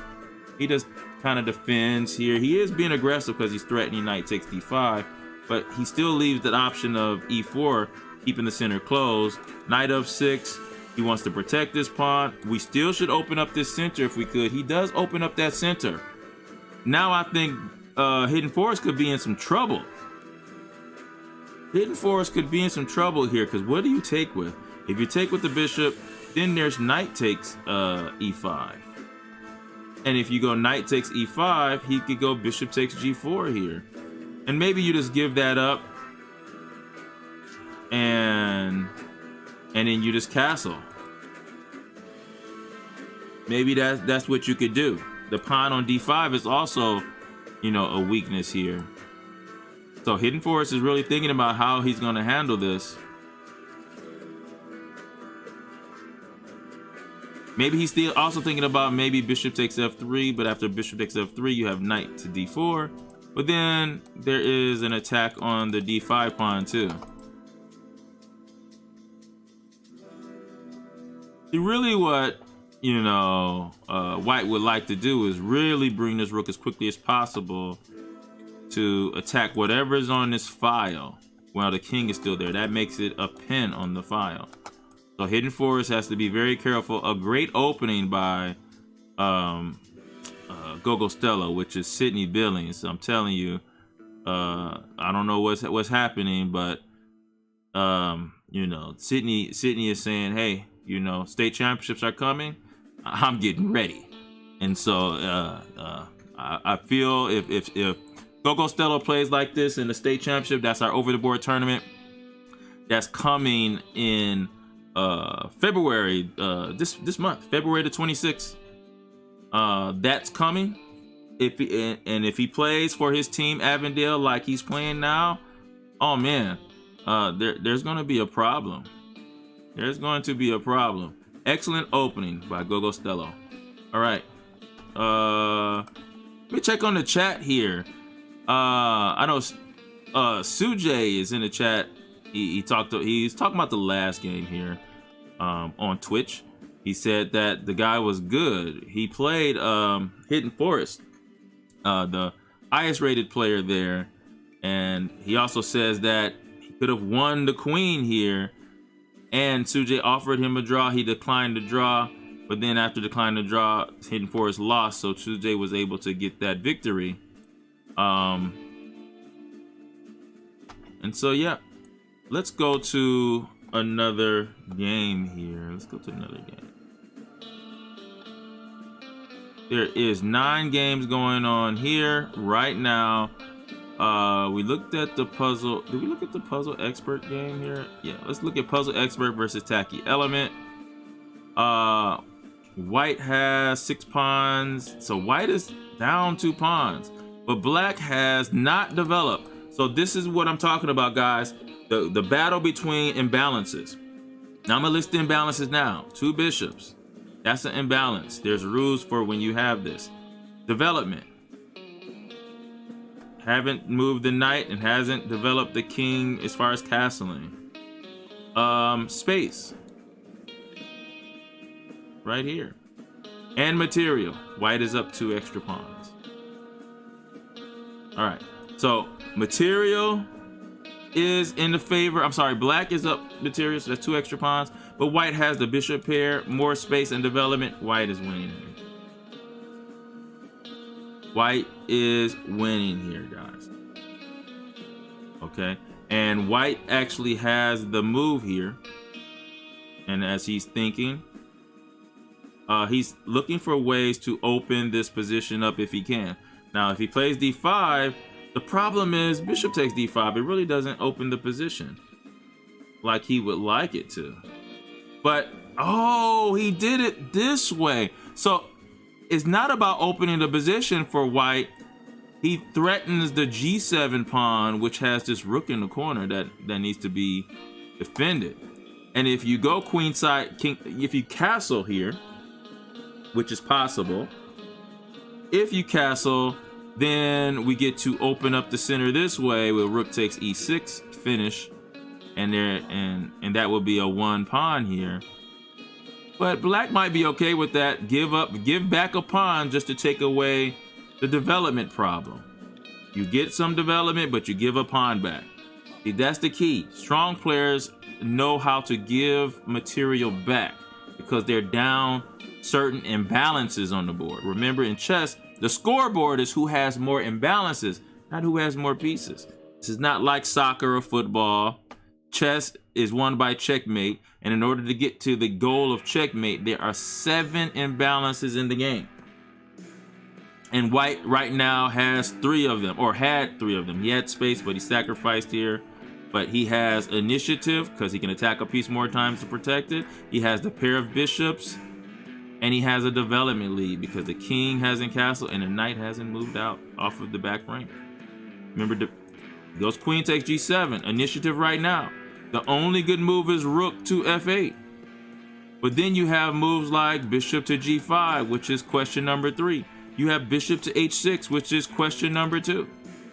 And you also have, after rook f8, you can take another pawn and get your material back with bishop takes h7. And black won't even have the aspect, the material imbalance anymore. You also have question number 3 here with c4. This is completely winning for white. Wow, look at Puzzled Expert. And again, we talk about Gogo Stello with getting ready for the middle school state championships, playing well today. On his team, his teammate is Puzzle Expert, playing excellent. 2 players whose games have been using development imbalance. The imbalance of development. Despite being down material, you have these certain factors when the king is in the center. Those are open up the center and be aggressive. Everything your coach told you not to do, you do it anyway when the king is in the center. Now even here I will be looking at rook takes, even though it's not a good move. I'm not saying this is a good move, but I'm looking at all aggressive moves in a position like this. He has bishop g5 here. He has bishop takes h7. Now bishop g5, I think, ooh, Ooh, he can't play f6 because then the f pawn will not be guarding e6 anymore, and then it will be rook takes e6 check. So he can't do that. So he has to move the queen. The queen only can go c8 or d7. So he does go to d7.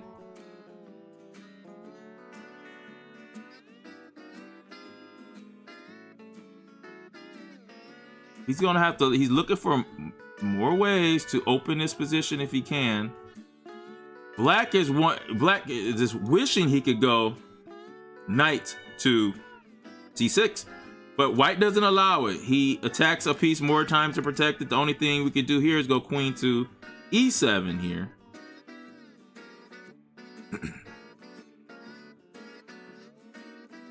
Now, white could bail out here and go queen takes f8 and trade here, and he will be up material. So he could win that way too, because he would be giving up a bishop for a rook. But these two bishops are so powerful, I don't know if I would actually do that. I would really want to look for other ways to increase this pressure. But I will say it's hard to find a good way to do that. Like, is bishop f5 a move? It could be. I mean, because you have, but then he goes knight d7 and it doesn't work. The plan was to go take, and then rook takes here with the pin. If he takes here, then he leaves the defense of the f8 rook. Oh, that still could work though. I mean, bishop f5, knight to d7, bishop takes e6, f takes e6, rook takes e6. Oh, wow, look at that. So instead, he's just gonna double the rooks, which is not bad at all. I think I would have rather see him go rook e3 though, because so that the rook can have versatility, be able to switch to the king side or the queen side, but also still provide pressure on e6. Well, maybe he feels like he can swing this rook to the queen side if he needs it to. I don't know, but I do like the fact that he's doubling the rooks here. This is maximum pressure he's putting on Tacky Element. Maximum pressure. Puzzle Expert. Really, really good game here. SRN Novetla versus Leon 1357. Leon 1357 loses the game here. Novetla is on fire. Playing white against Leon 1357, who actually has one of the highest ratings in the tournament.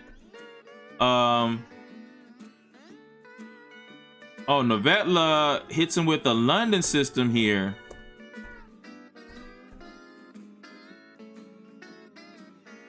Oh, and look at how Novetla is going to double the rooks on the A file here. Look at that, bishop to c7, hits the rook, wins the b6 pawn. What a move. Now, I don't like him going all the way back. Maybe just rook a2 so he can continue to use the a file. Double the rooks here. This still is a pressure point that he can attack here. But right now, in this position here, what about, oh, okay, so f4, you have knight f3 and knight takes d4. Okay, so he doesn't allow that. But the knight is trapped. Wow. So Novetla wins material there. And oh, it's a draw. Wow, 1350. Leon offers a draw to Novetla, and Novetla accepts the draw. I thought it was a win. Novetla accepts the draw when he was completely winning here. What a hoodwink by Leon 1357 to get a draw out of that. Novetla, you were a hoodwink there, okay? He knew he was the higher rated player. He thought you would be happy with drawing him, and it looks like you were. But Novetla has not lost any games. He has 3.5 so far. Let's go to Top Madhouse versus Little Almond. I believe both these players are in 2nd, 3rd grade or something like that. Two of the youngest players in the tournament, but also two of the most talented players in the tournament overall. Looks like, oh, this is very interesting position. As far as material, black might be better now, but these rooks are terrible. This bishop is bad. White has 2 nice bishops. I would rather be white here. I would definitely rather be white here. Despite the rooks here, these 2 players have played each other 23 times, and Little Almond has won 22 games, and Top Madhouse has won 1 game. So that's a big difference there. But Top Madhouse has gotten better as he's tried to, use his 2 bishops here. I think Top Madhouse should want to bring this rook to the only file that's open, so the bishop and the rooks can cooperate with each other. So I think maybe moves like King F3, so he can play rook to G1. You might want to push this pawn as far as you can to create some weaknesses around here. You look at Little Almond, he's trying to relieve his pieces now. His bishop on F8 is terrible. But that's why I really would, I don't know if I would push the pawn first. Notice how the rook, he can't play G6 because the pawn is pinned. He did play rook G1. The Top Madhouse is going for it here. And Madhouse also has control over the center too. So you see we have space and the bishop pair, and black has material. Again, another position where black has more than the opponent, but his opponent is actually better. Okay, you see Little Almond is trying to wiggle his way out. The rooks are disconnected. They're not working together. So if they're not working together, they don't have open files. You cannot claim that they're better than these bishops, because these bishops have good diagonals. The rooks do not have open files. In order for those rooks to dominate the board, they need to have some open files. They don't have that, so the rooks are not good versus these bishops. Also, this bishop here on F8 is terrible. It's trash. It's just a tall pawn, aiming at another pawn, aiming at a pawn here. It's not good. Little Almond is going to look to make this bishop better, maybe by playing G6 or bishop E7. Problem with bishop E7, you're going to give a pawn back, but maybe he wants to give a pawn back in a situation like this. These center pawns can become queens, by the way, guys. Like, these pawns can march down the board and actually, do some things. So you got to watch it for white. This is better for white here in this position. And which would be a big upset for a Top Madhouse. But is it an upset anymore? I mean, a lot of these games that was played was during the pandemic or before the pandemic with these 2 players that I believe are both in 2nd grade. But, haven't played each other over the board, but they definitely played each other in many online games.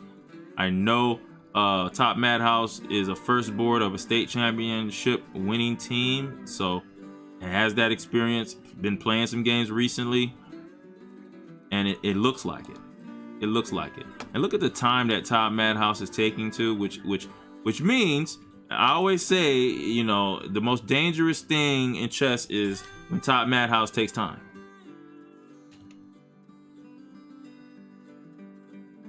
The most dangerous thing in chess is when Top Madhouse takes his time.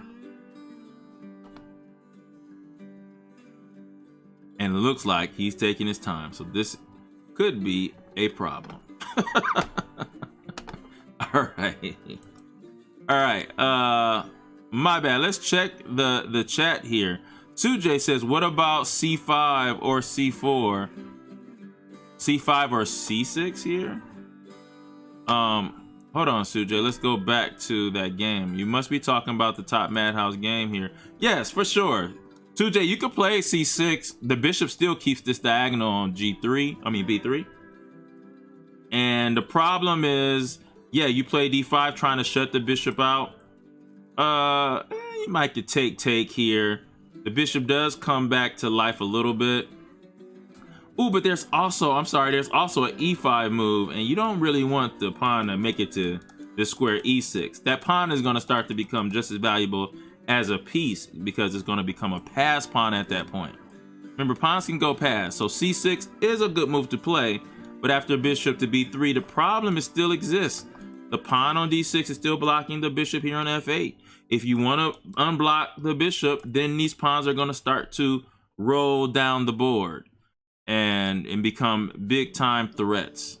Here, Madhouse plays b4 here. I don't know if that's to stop c5. He actually can play c5 right now anyway. So I don't really know what that is. Is he trying to open up another file on the queen side? Maybe. But white is still in control. I don't think that damages white's position much at all. He has maximum pressure where he needs it. Little Almond is still gonna try to figure out how to wiggle out of this. He can't play f6 because bishop just takes the pawn on f6 because the pawn on g7 is pinned. So he does play g6. Hey, I understand this move here. Let's see. What does he do here though? That's the next question. What does he do? He actually plays. I thought that might be a move he could play here, and I actually agree with this.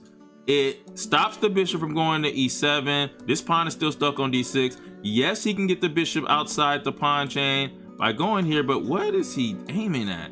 There's nothing there. And I see a plan for white just to play move e5 and then play the move e6. If that pawn makes it to e6, it might be a serious problem. So that was an excellent move by Top Madhouse. Again, taking his time. So bishop to h6 is played. This is a very, very, very good game here by two very young kids. All right, Gogo Stello. Sujay says check out the game with Gogo Stello. Let's see it. All right, Gogo Stello and Hidden Forest. What happened here? Okay. Wow, looks like Gogo Stello might be in some trouble here. He does play bishop to d7. He's hitting a rook, but the rook can return fire with the move rook e7. Gogo Stello is down a whole piece at this moment. Let's see how that happened, because it looked like Gogo Stello was definitely leading here. He did go knight takes, bishop takes. Okay, bishop takes here. So black said, I'm not taking back. I'm not leaving my king in the center. I am going to let you have it. Okay. And so he got out of dodge. Such a good move by Hidden Forest. He says, I'm not going to stay in the center here, you know. And then Gogo Stello plays bishop to f5. I guess he's looking at going to d3 and maybe a kingside attack. Queen to d6. You got to watch out for h2. Queen f3. He missed h2 here. Now, he didn't take on h2. He plays rook to e8. Oh, and then he allows a check. You always got to remember, and the problem is he tried to develop his rook before his bishop. Always develop the minor pieces before the heavy pieces, guys. Okay, and here all we got to do is go check and then take the rook here. That's a discovery. He missed it. He missed going bishop takes h2 and then rook takes e1 check, which would be, is that not a checkmate, by the way? Actually, that's checkmate. He missed checkmate. Oh no, I guess the king could go to f1. I guess the king could go f1 here, and then rook takes check. I mean, it's just completely winning, but he missed that. He plays d4. Thank you for the follow, appreciate it. Knight to d5 here, and okay, so white threatens the checkmate, but right now it's not a thing. Can't we just take this bishop though with the queen? That's something that Hidden Forest didn't see. Oh, he did. Okay, he's seen that. But then there was a threat here. But it's really not checkmate, actually. If you go queen takes here, you could run, but it's very dangerous. So he decided not to allow that to happen, and then he loses a piece. And Gogo Stello was having a great run, by the way. And there's another mistake here by Hidden Forest. He's attacking the queen, but all we have to do is go rook takes e5. That protects our queen. And if rook takes e5, queen takes e5. And Gogo Stello's back in the game, and look, he did it! Hidden Forest has been having this really serious time trouble, and it seems like it's really affecting him. And Gogo Stello is back in the game now. Gogo Stello is better because he's up a pawn now. So this is a back and forth game. It's a bishop versus knight imbalance. Black does have control over this open file, but the bishop stops any rook on the second rank plans. Black has these split pawns while white has these pawns in a row, so white is better there. White is completely winning here. Notice how he's attacking the c2 pawn, a simple bishop to d3. Controls the e4 square, protects the c2 pawn. You don't want to put your rook here and make it passive where it's just protecting a pawn. You want it to be active where it's actually, you know, attacking things instead of just defending something. So the bishop can defend and attack squares at the same time. Gogo Stello has resumed control over this game. This will be another upset for Gogo Stello. Hidden Force at 26 seconds, and Gogo Stello has 5 minutes here. Oh, he decides to allow the trade here. Rook takes c2, rook takes d4, noting that if rook to d8 is allowed, the only way to block is with this rook on e8 or the knight here. And then you already have a bishop there that's ready to take it, so you would win a piece. So Black has to be conscious of that, and he blunders. He gives himself a room to move his king, but the pawn no longer covers the knight. So he blunders mainly because he's really down in time, and so he's not able to make really good decisions with time pressure. And there's another blunder. Gogo Stella's up a piece. Gogo Stella's headed for a victory here. Oh man, Gogo Stello. What has gotten into him?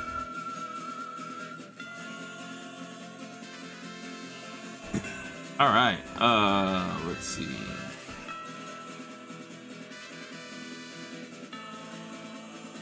We have 2 games left. Let's go back to the top Madhouse game. Even though Black has moved his bishop, it is not on a good diagonal. There is no future. Look how top Madhouse locks down the g5 square so the bishop can never get out of jail. Now he can just concentrate on the other parts of the board.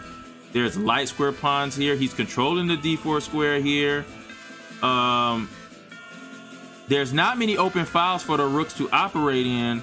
So remember, without the rooks having fully open files to travel, the rooks are not as good. And top Madhouse is doing an excellent job with this, by the way. Excellent, excellent job.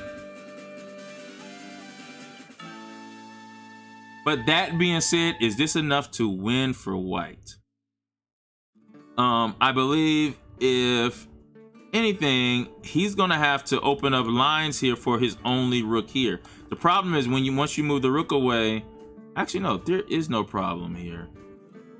If you move the rook here and try to open up lines on this side of the board, that's probably the only way that white can win this game. And this is a game that would be okay for white to draw a game like this, because you don't want to risk having these rooks go to open files.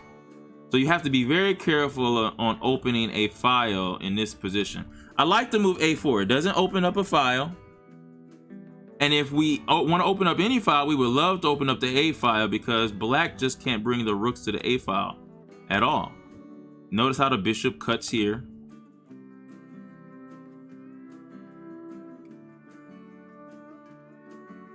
Now, I wonder if is he thinking about sacrificing the piece back? I don't know. I don't know if that's what he's thinking about. It could be possible because these rooks are not good. But white is definitely thinking about opening up some files over here. Rook e6. So, okay, so that's what he wants to do. He wants to bring his rooks over to defend his queen side here. This is actually really high level chess by 2 7-year-olds. I'm sorry if I got your ages wrong. I can hear Top Math House telling me I'm 8. All right. He plays F5 here. Now, the thing is, he doesn't have to take here and allow you to skewer both of his rooks. He goes rook to C6. One thing I don't know if I liked about that position is he did wake up the monster now, right? The monster is going to be woke, which is the bishop on H6. Threatening bishop to D2, because that would put pressure on C3.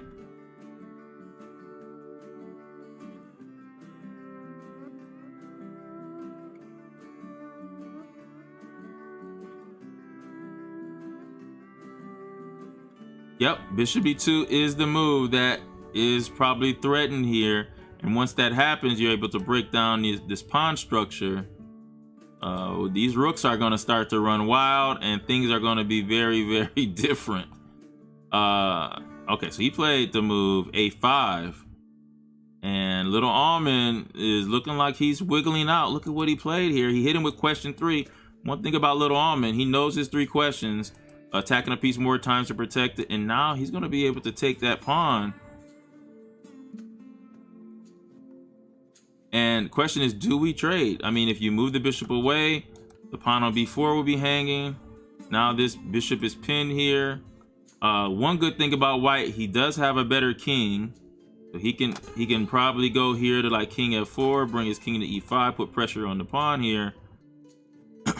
Maybe even going to G5, but instead of moving up the board, he goes backwards.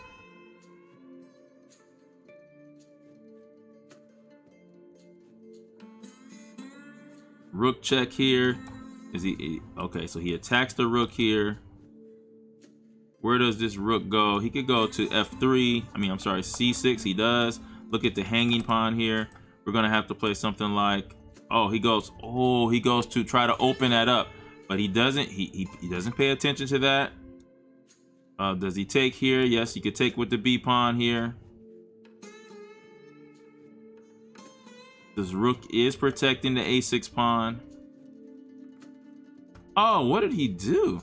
He just sacrificed his bishop for a pawn here to tie Madhouse, and kind of moving fast and not really looking at if that square was safe. And now, all of a sudden, Little Almond is winning the game. What a game. What a game. I mean, these two kids are 7 years old, or at the most 8 years old. What a game. All right. Let's go to Gogo Stello and Hidden Force. If anything changed, nope. Gogo Stello wins the game here. His 3rd upset of this tournament.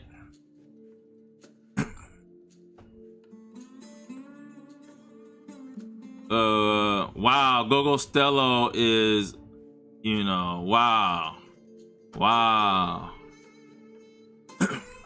So we go back to the game here. This should be over soon. Little Almond versus Top Madhouse. Little Almond is up 1 rook. After that check here, we're probably gonna see the check again. Oh, he just queens with the pawn. That's checkmate. Little Almond wins.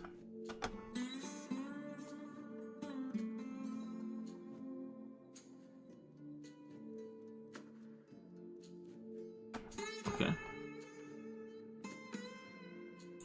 All right, I think that's going to be it for the 4th round. We have 1 more round left. And the surprising Gogo Stello, who started at like 13-19 rating, has gained over 100 points so far. Now is 1440, leading the whole tournament with 3 upsets, 1 over 1600 and 2 over 1700 players, leading with 4 points. Right behind them is Puzzle Expert with 3.5, and then Nervetla right there with 3.5. Tacky Element with 3. Little Almond with 3. Full Empty Pajamas 3. KB 2014 with 3. Leon 1357. And Nirvan P, who has 2.5, and then Free Jumping Can coming up with 2.5 as well. That's our first page. We'll be back in 3 minutes. This could be us. So back to what I was saying. Could be us. This could be us. So back to what I was saying.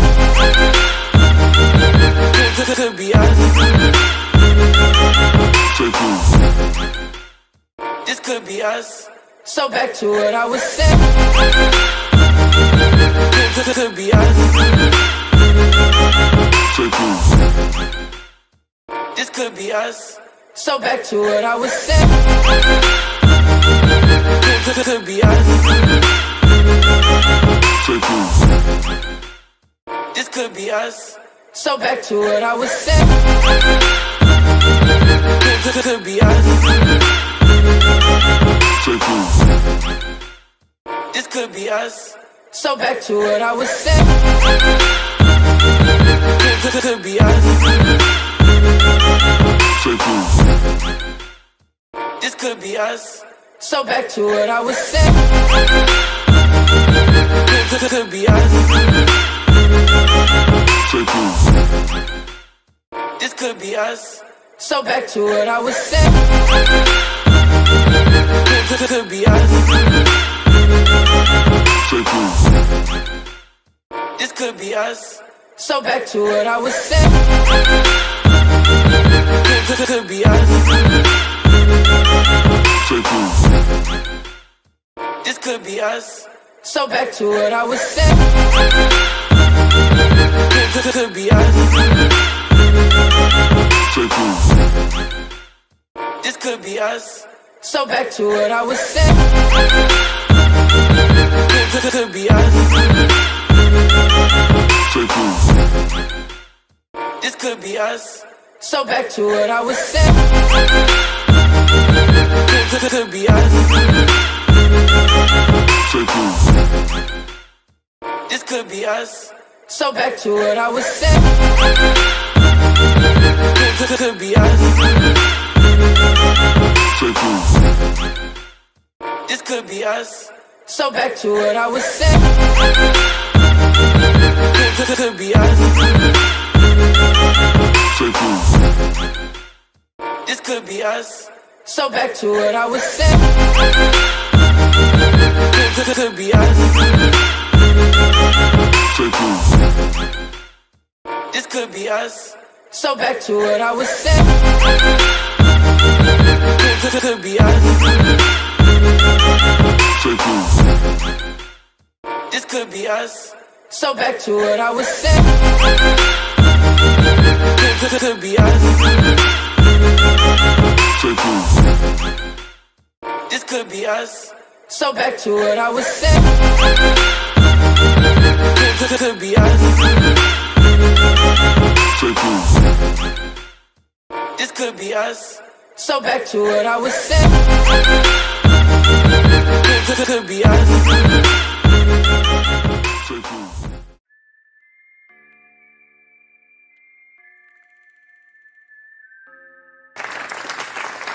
Yes, yes, yes. We are back for our final round of the Snow Day tournament today. Before we get into our games, I just want to shout out to our sponsor, Wonderful Clothing Line. You can get that clothing at bcwarts.com, bcwarts.com.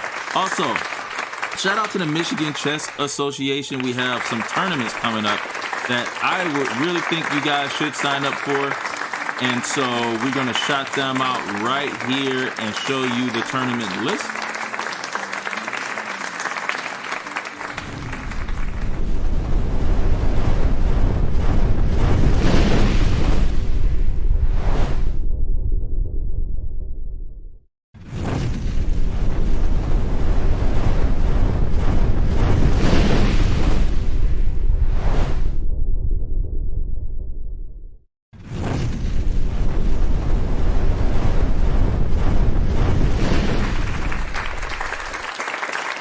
So that's our little intro for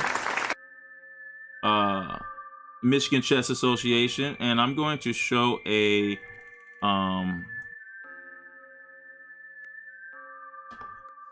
a calendar of events for Michigan Chess Association right here, michess.org, michess.org, where you find all your tournaments. Right here, you see on the 18th. That is actually this weekend. That's the U.S. Amateur Team North. For those of you who want to do that next year, it's every year around the same time, where you can form teams of 4 people on the same team against 4 people on another team. It doesn't matter how old you are. If you're a kid, if you're an adult, you can mix and match. They have awards for all different types of levels, even best team names, where our team won the best team name the last time I played. Black Openings Matter. We won a prize for that. I think $150 each for that team name. All right. February 19th is the Cat and Chess Tournament this Saturday. A really good tournament that's at the Multicultural Academy in Ann Arbor, Michigan. Check that out. You have to email Manmohan Das at cantonchess2017@gmail if you want to play this tournament. This is happening tomorrow, Saturday, February the 19th. Also, my homeboy D Wildman has a big tournament here at the Mandel Chess Club in St. Clair Shores. Right here, michess.org, you have details. 5 rounds, 30-minute games. Entry fee is about $35. A big chance to win a lot of prize money in this tournament there. Remember, kids can win prize money here. You can't win prize money in soccer and baseball and basketball and all the other sports, but in chess, kids can win prize money and buy their own trophies if they would like. Genesee County Rated Swiss. That's this Tuesday, February 22nd at 6 p.m. out in Genesee County, north on 75. You have to travel for most of you, even though I live in Flint, Michigan myself. Right there, this is the information. And then the big one, the team championship, February 26th at Oakland University. That's right, Oakland University in Rochester, Michigan, right around the corner for a lot of you guys. That tournament is right there for you guys to sign up. You have to have a 3-person team. You have to be a kid, but you have to have a 3-person team from a school. You cannot play with a kid from another school. That's not how this tournament is designed. This is bragging rights for your school chess teams, and you will sign up right there. March 19th, the Michigan Junior Championship. This is the big deal. If you are the high school junior champion, you will go face the other high school junior champions around the country if you win this tournament. If you are the middle school junior champion, you will face the other middle school junior champions in what they call the Barber tournament. The high school is called the Dinker, and just added, the elementary champion will face the best elementary kid in the whole country. All state champions in one tournament. First step is to be a state champion in your own state. This is the biggest tournament of the year, Michigan Junior Chess Championships. All right, Genesee County Action Quads. That means this type of tournament, a quad is where you only play people within your same rating category. You will play 3 games. A quad is 4 players, a little 4-player tournament. You play each one of those players one time.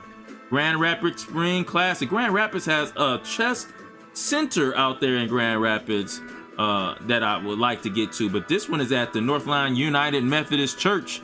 Shout out to Grand Rapids Spring Classic, March the 26th. If you want to take a trip out to Grand Rapids, they have a tournament that you can play in. The Michigan Senior Championships. If you are over the age of, I want to say 55, you must be 50 years old by December 31st, 2022. You can play in the senior championship. Let's see, I'm 43. Am I going to be 50 years old by 2000? No, I'm not going to be 50 years old. I got a little bit of time left before I can play in the senior championships. And all you kids out there, you got too much time, so you probably won't be able to play this. But all you seniors that think you have a game that you want to bring to a display, senior championship at Twin Knights Gaming on Rochester Road in Troy, Michigan. Check that out there. And that's April the 23rd.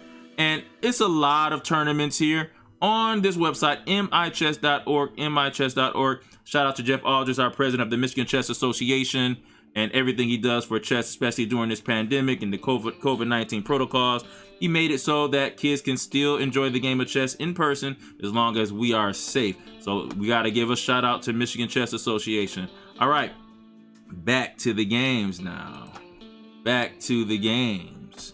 The last round. Let's see who we got. Our marquee matchup, we got to look at Gogostello versus Puzzle Expert. All right, we gotta break it down here. The opening here, Puzzle Expert is white, Gogostello is black. E4, E6, Gogostello with the French defense, D5, and then E5, and it's an advanced version. Now Gogostello actually plays knight to C6 instead of C5, which is considered the best move here. The whole purpose of the French defense is to be able to attack these pawns because they're closer to your side of the board. And so the first attack, in order for us to get rid of the E5 pawn, we need to take away the base, the pawn that protects the E5 pawn.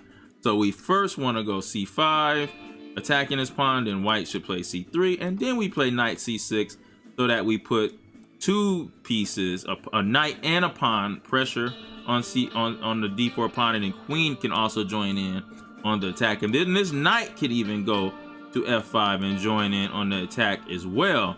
So that's how that usually goes. But he plays knight C6 here. And I am going to say that I'm scared that black is going to be completely cramped. He plays F6. He's trying to get more room. Puzzle Expert, if he knows his stuff, he's going to try to hold this pawn in the center, and he does, but he takes with the bishop. Wow, he should have taken with the pawn to keep the pawn on E5 to really cramp black's pieces. But now black is able to develop a knight here. He's able to castle. He's starting to get more room. With the pawn here instead of the bishop, there would be no knight F6, so the knight will still have a big issue in development. Here, white goes knight to E2. Why?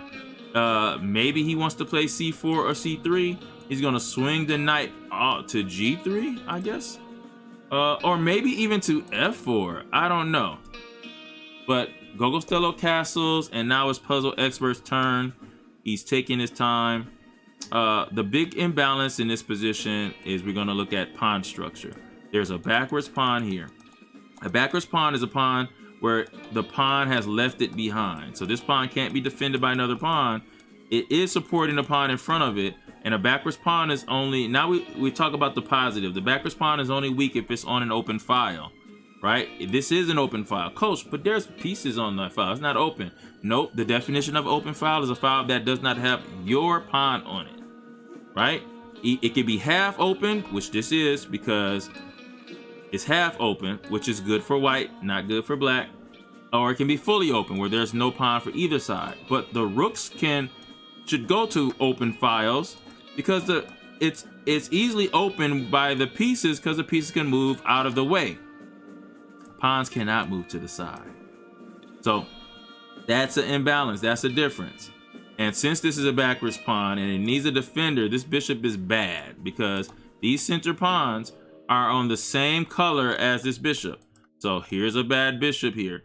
Now white's bad bishop, which is this bishop, it's outside the pawn chain. So Puzzle Expert was able to put his bad bishop on a good square. So just because you have a bad bishop doesn't mean it has to be bad. When you have a bad bishop, you have to do one of three things. Move the pawns from in front of the bishop's pathway, which black cannot do that right now. They're stuck. Get the pawn outside the pawn chain. You can go bishop E8, the bishop to H5. It will be bad by definition, but it still will be an active piece. Bad bishops can be good pieces. Or you can trade a bishop for a piece of equal value. Trying to get here, or bishop to H5, trying to take there. So that's what black's plan should be when, since he has this bad bishop. All right. But right now, white has more space. White is better here. See how so black has played a really good move. Since we're down in space, the number one thing we want to do is not only do we want to attack the space, but we would like to trade. Black is threatening to trade white's best piece. Okay? And that piece is the bishop on D3. If the bishop moves back, then there's a pawn that black is going to be able to take. Here, white takes the pawn instead.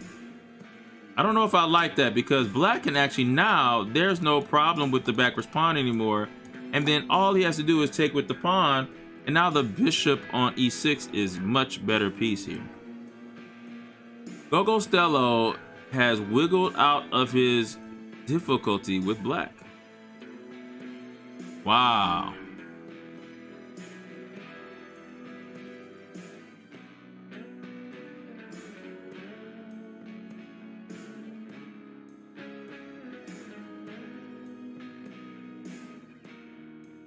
Man, I'm gonna have to have a conversation with Gogo Stello and see what kind of Wheaties he's been eating. You know, kind of cereal, whatever cereal Gogo Stello is eating, I need some of that cereal. All right, what kind of cereal is Gogo Stello eating? I want to know.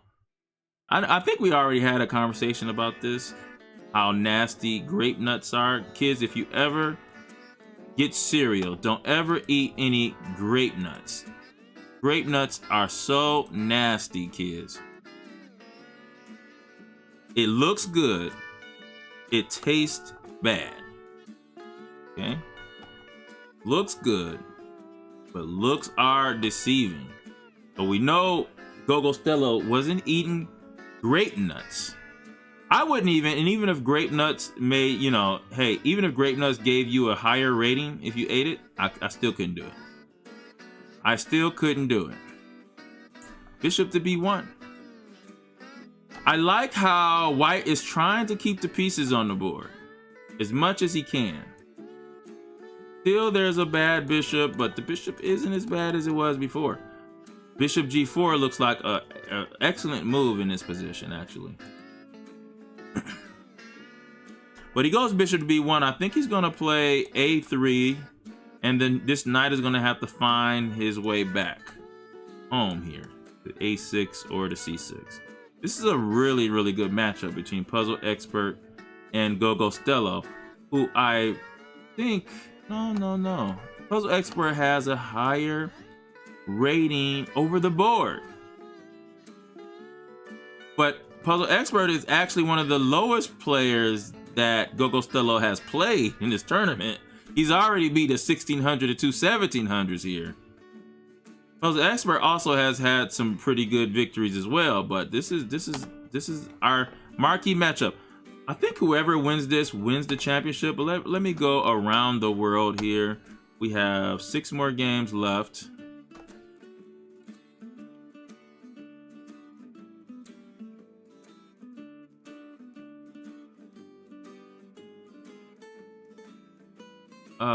Let's see.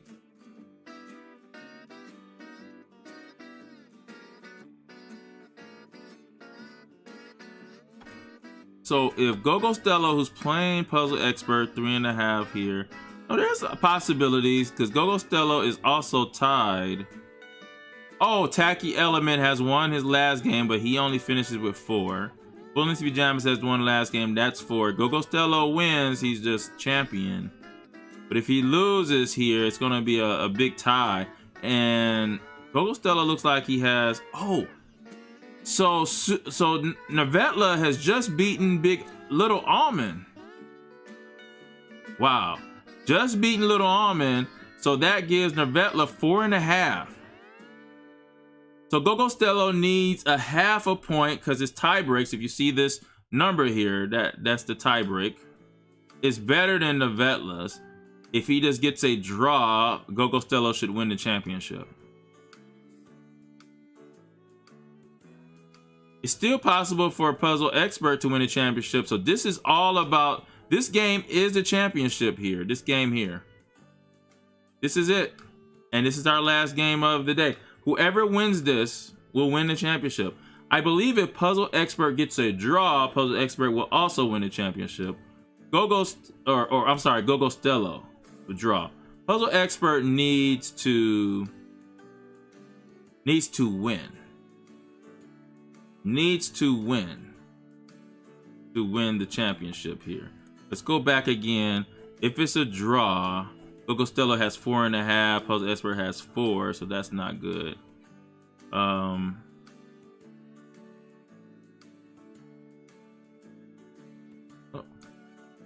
Let's do this. Yep. And so Gogo Stella has the best tie breaks for sure. So all he needs is a draw. But Puzzle Expert needs a win here. Wow. Okay. All right. So let's go through the last couple moves here. Both these kids have been playing excellent here. Look at the nice 94 move. Can't get better than that. A3, question number 3. A knight back to C6 here.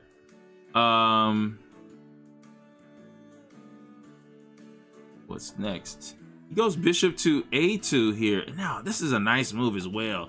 Look at the pawn that's weak on D5. So he switches his bishop from this diagonal and comes to the A2 G8 diagonal.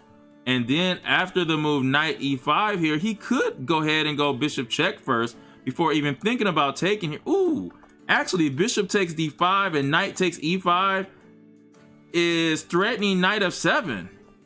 He does do that. Oh my goodness.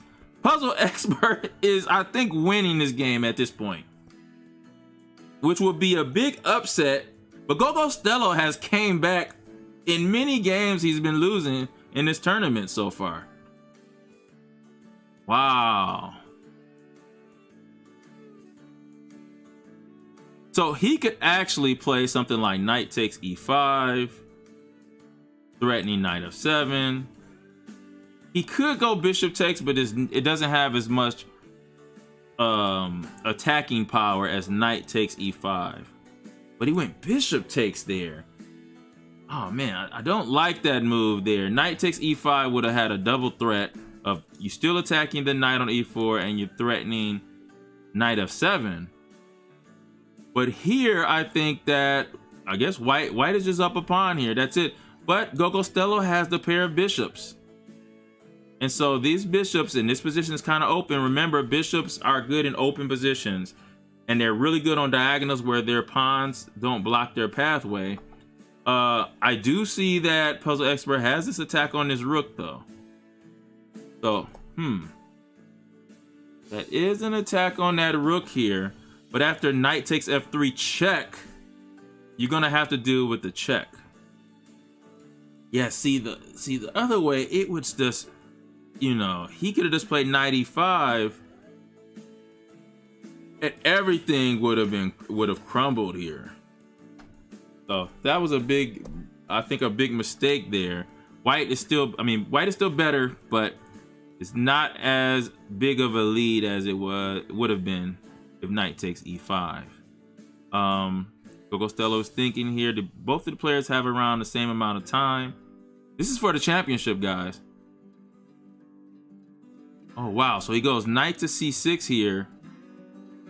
Now there's a problem here because if D5, the knight has to move, and then there's D6, which would be a double attack on the bishop. He plays it.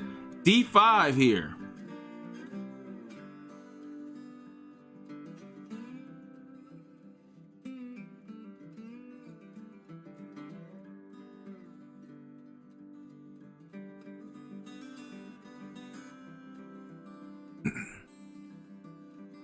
And now, where does he go? He could play, well, I mean, I didn't even really think about, he has no good place to go. If he goes knight A5, there's B4, knight B7, and then there's D6. If he goes knight B8, there's just simply D6. Puzzle Expert is it's playing some chess here. You know, and these two are teammates on a third place state championship team. It was real close to winning the championship, by the way. And based on the play of these two kids, oh man, they definitely have gotten better. And I wouldn't be surprised, guys, is because of, you know, the play at the state championship, the expectations. They wanted to win, weren't able to win, but now chess feels it's a completely different feeling for them now. They're taking it more serious when they're playing the game. And these moves are excellent. These moves are, you know, their rating 13, 20, 14, 40. These are better moves than that rating, by the way. I would say these are 1700 moves that they're playing now. And Gogo Stello has been doing this for this whole tournament, but Puzzle Expert, don't sleep on Puzzle Expert. He has also had some good games in this tournament too. Both players representing Avondale Gate Magnet School. Shout out to Avondale.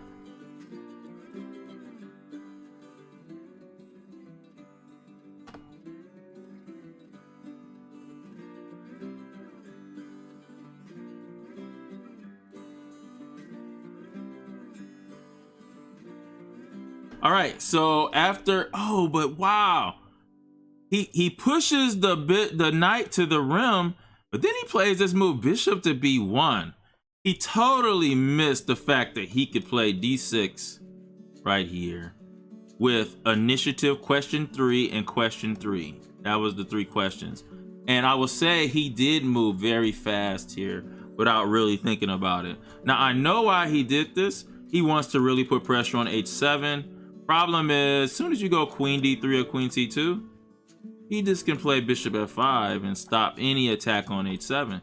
So he's gonna have to do more, you know, to do anything with that there. Now, as black here, black is fine, should be relieved. First of all, I do want to look at rook takes f3, g takes f3. I don't see a backup for this, because my queen can't come in right away.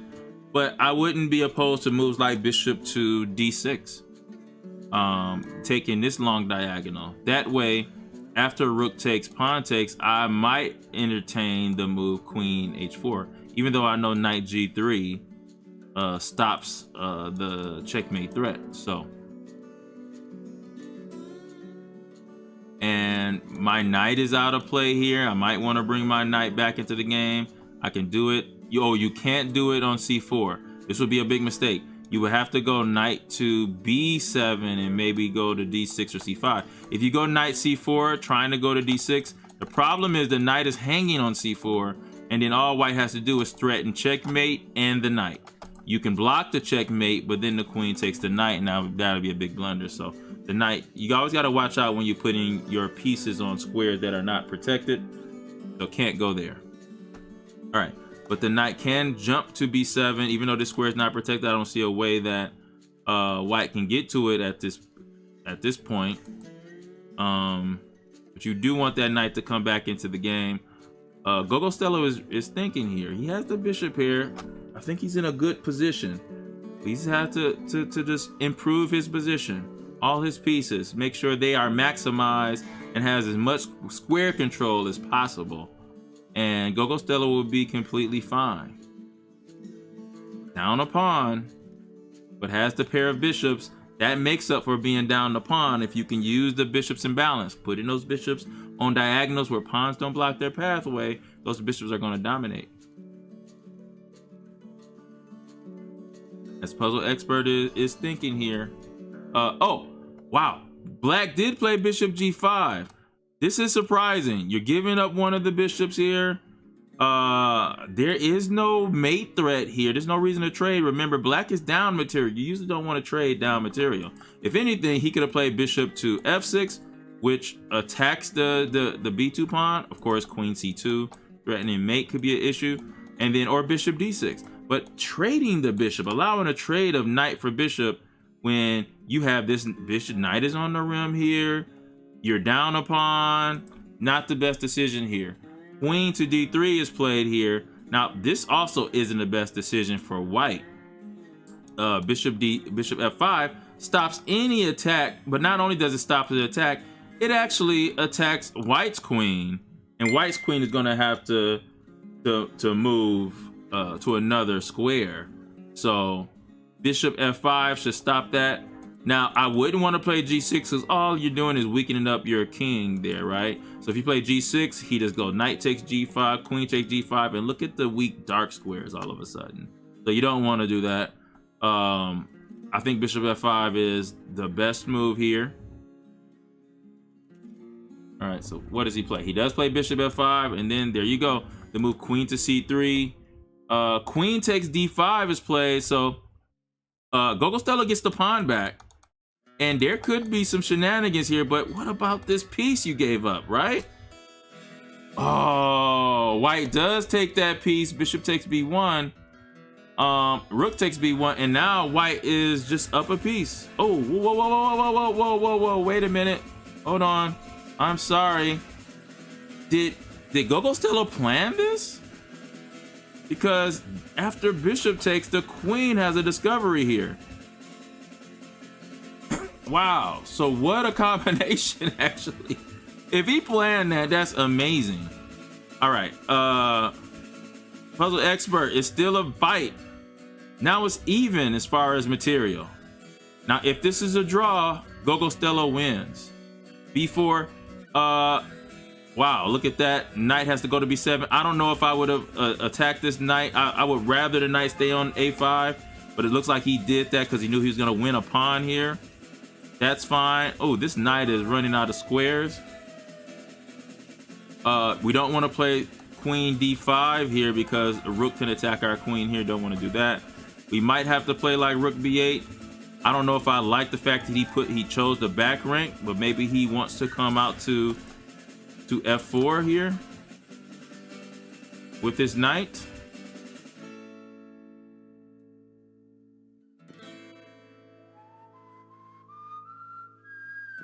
There is a f4 push here that's possible.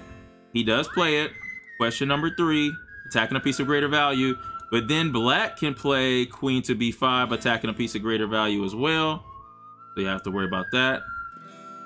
I guess there is a knight d4 after queen b5. Oh, he goes queen to g4, which is question number 2. Remember, these kids are doing well because they're using their 3 questions, guys. For those of you who are out there, especially Avondale, beginners, right? 3 questions. Our system: initiative, material, pawn structure, line to squares, officers, development, and space. The initiative part of our system is those 3 questions. Attacking a piece more times to protect it is question number 2. Question number 1, of course, is the checks. So Gogostello is trying to figure out what to do about this knight here. Oh, hold on. Oh, instead of wait, hold on. What did he do here? Wow. Black could have just taken here. Oh, I'm sorry. Oh, Puzzle Expert hits him with question 2. And then he's hit with question 3. These 2 kids, man, are killing it.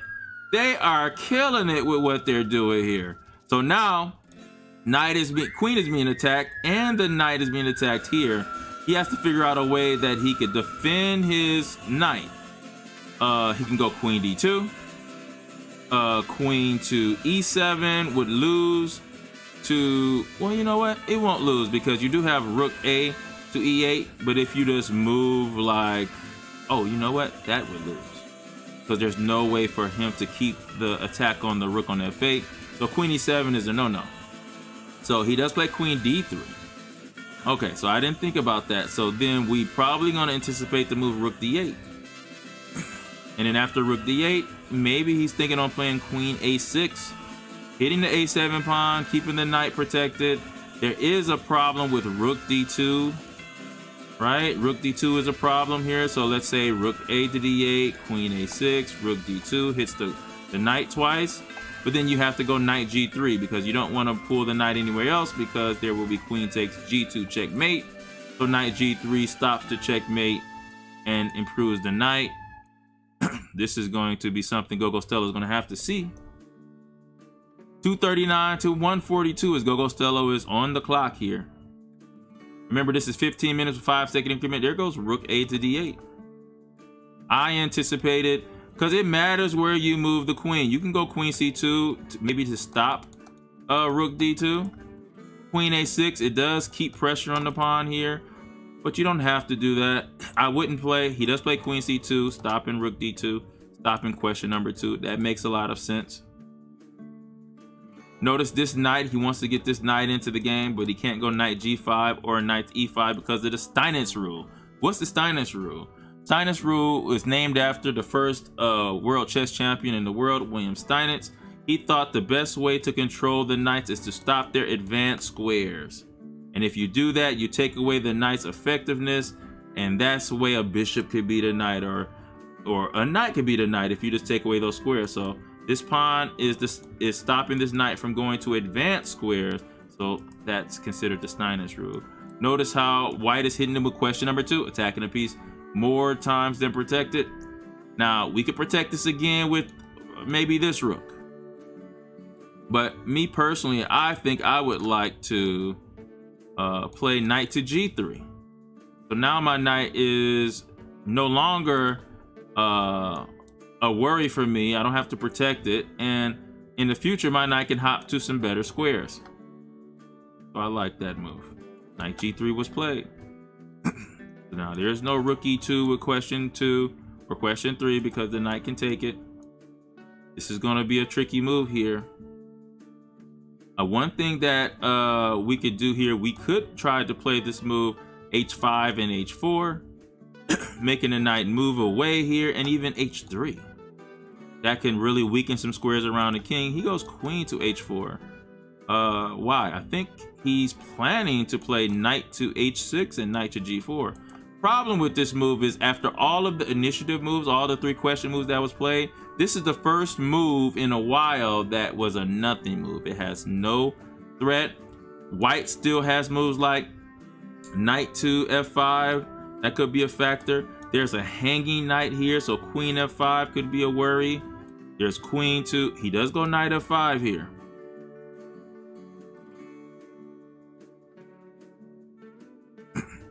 Now this was just an inaccurate move by Gogo Stello. He's probably going to have to come back to f6.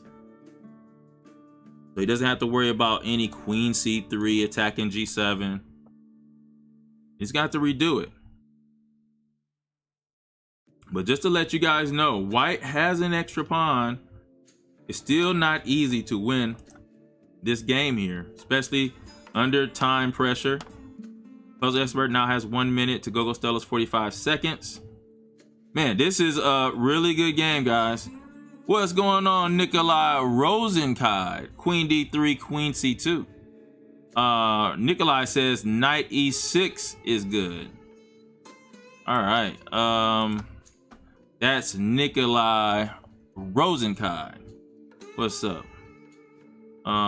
Knight to e6. I'm trying to figure out what he meant by knight e6. Maybe that was earlier. He goes back to g3, and then there's a check here. I don't know if that check is helping. Okay, so now Gogo Stello is starting to make his pieces better. Look at the attack on the a3 pawn. Gogo Stello's position, he's starting to play like, you know, kind of remind me of like a Karpov type of a style here. Kind of remind me of a Karpov type of a style.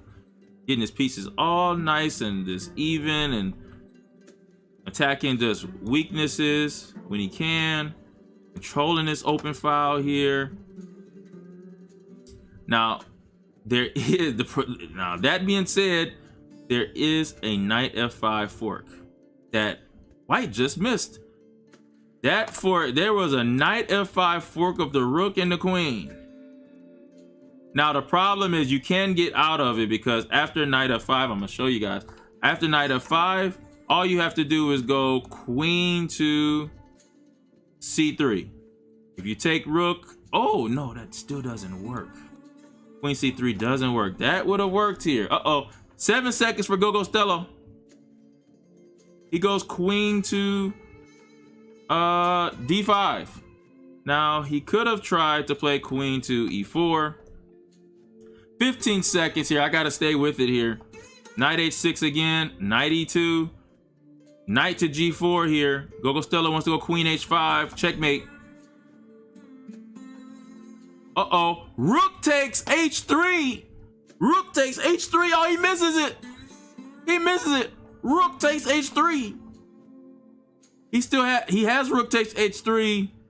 Oh man, he missed it. Okay, so this is attacking the queen here, but you have queen c4. That's a pin. That's a pin. He has to play something like rook to b3 or rook c1. I think rook, oh, he gives it up. So Gogo Stelo is back in the game here. Oh, he does not take the knight. He doesn't take the knight. Oh, knight here. There's another pin that's going to come here, as both players are under 20 seconds.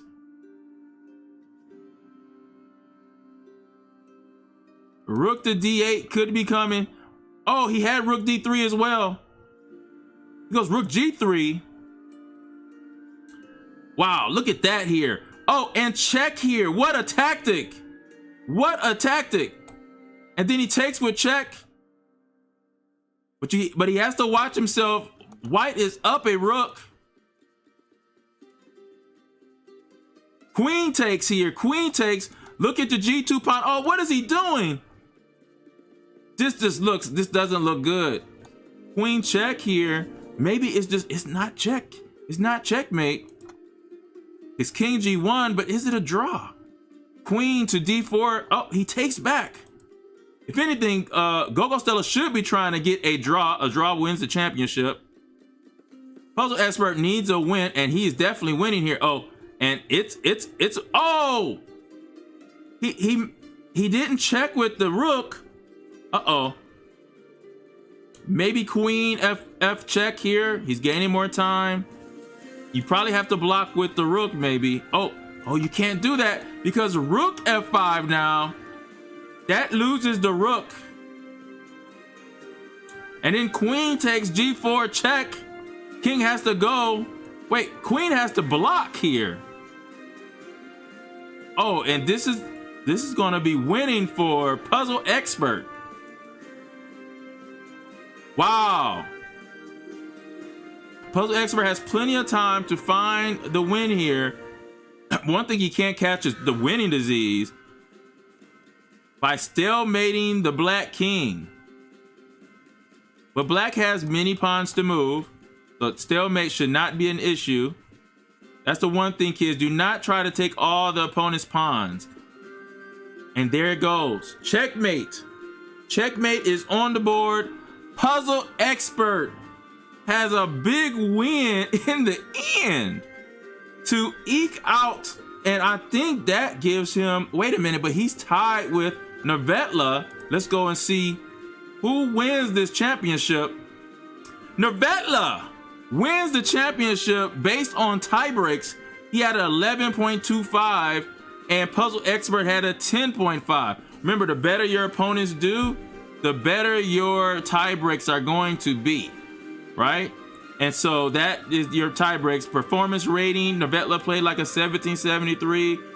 Puzzle Expert played like a 1727. But let's not forget Gogo Stelo, unfortunately, who lost the last game there.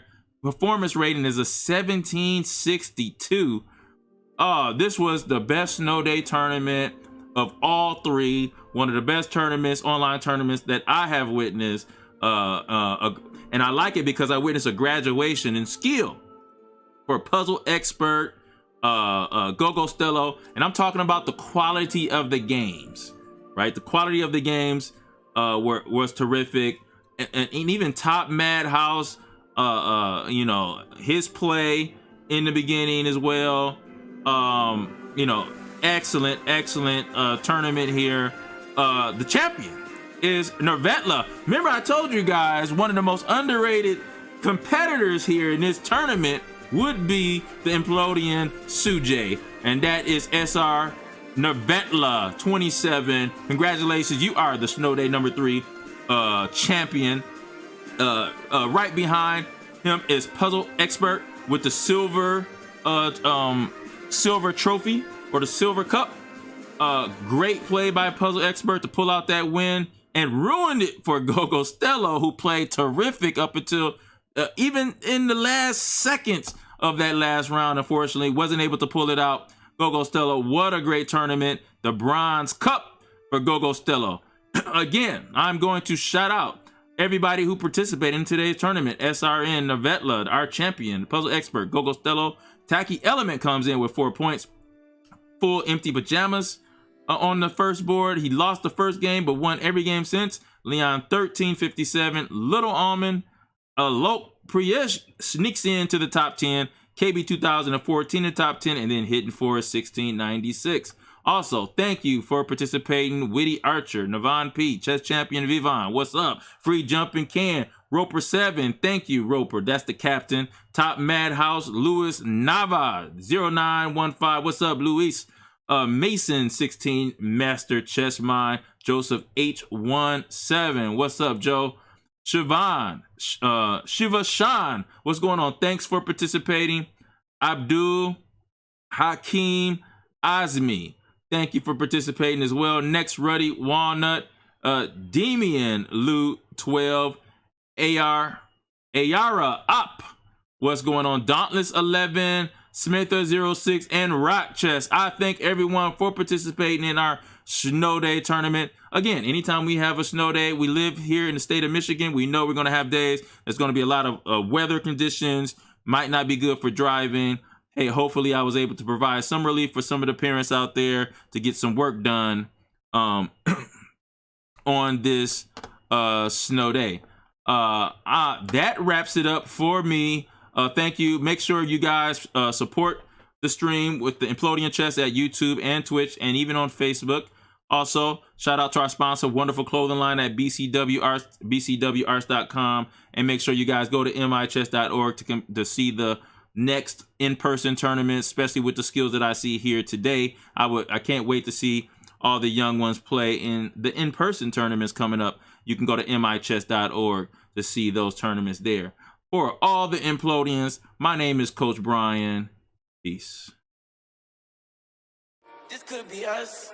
So back to what I was saying. Could be us. This could be us. So back to what I was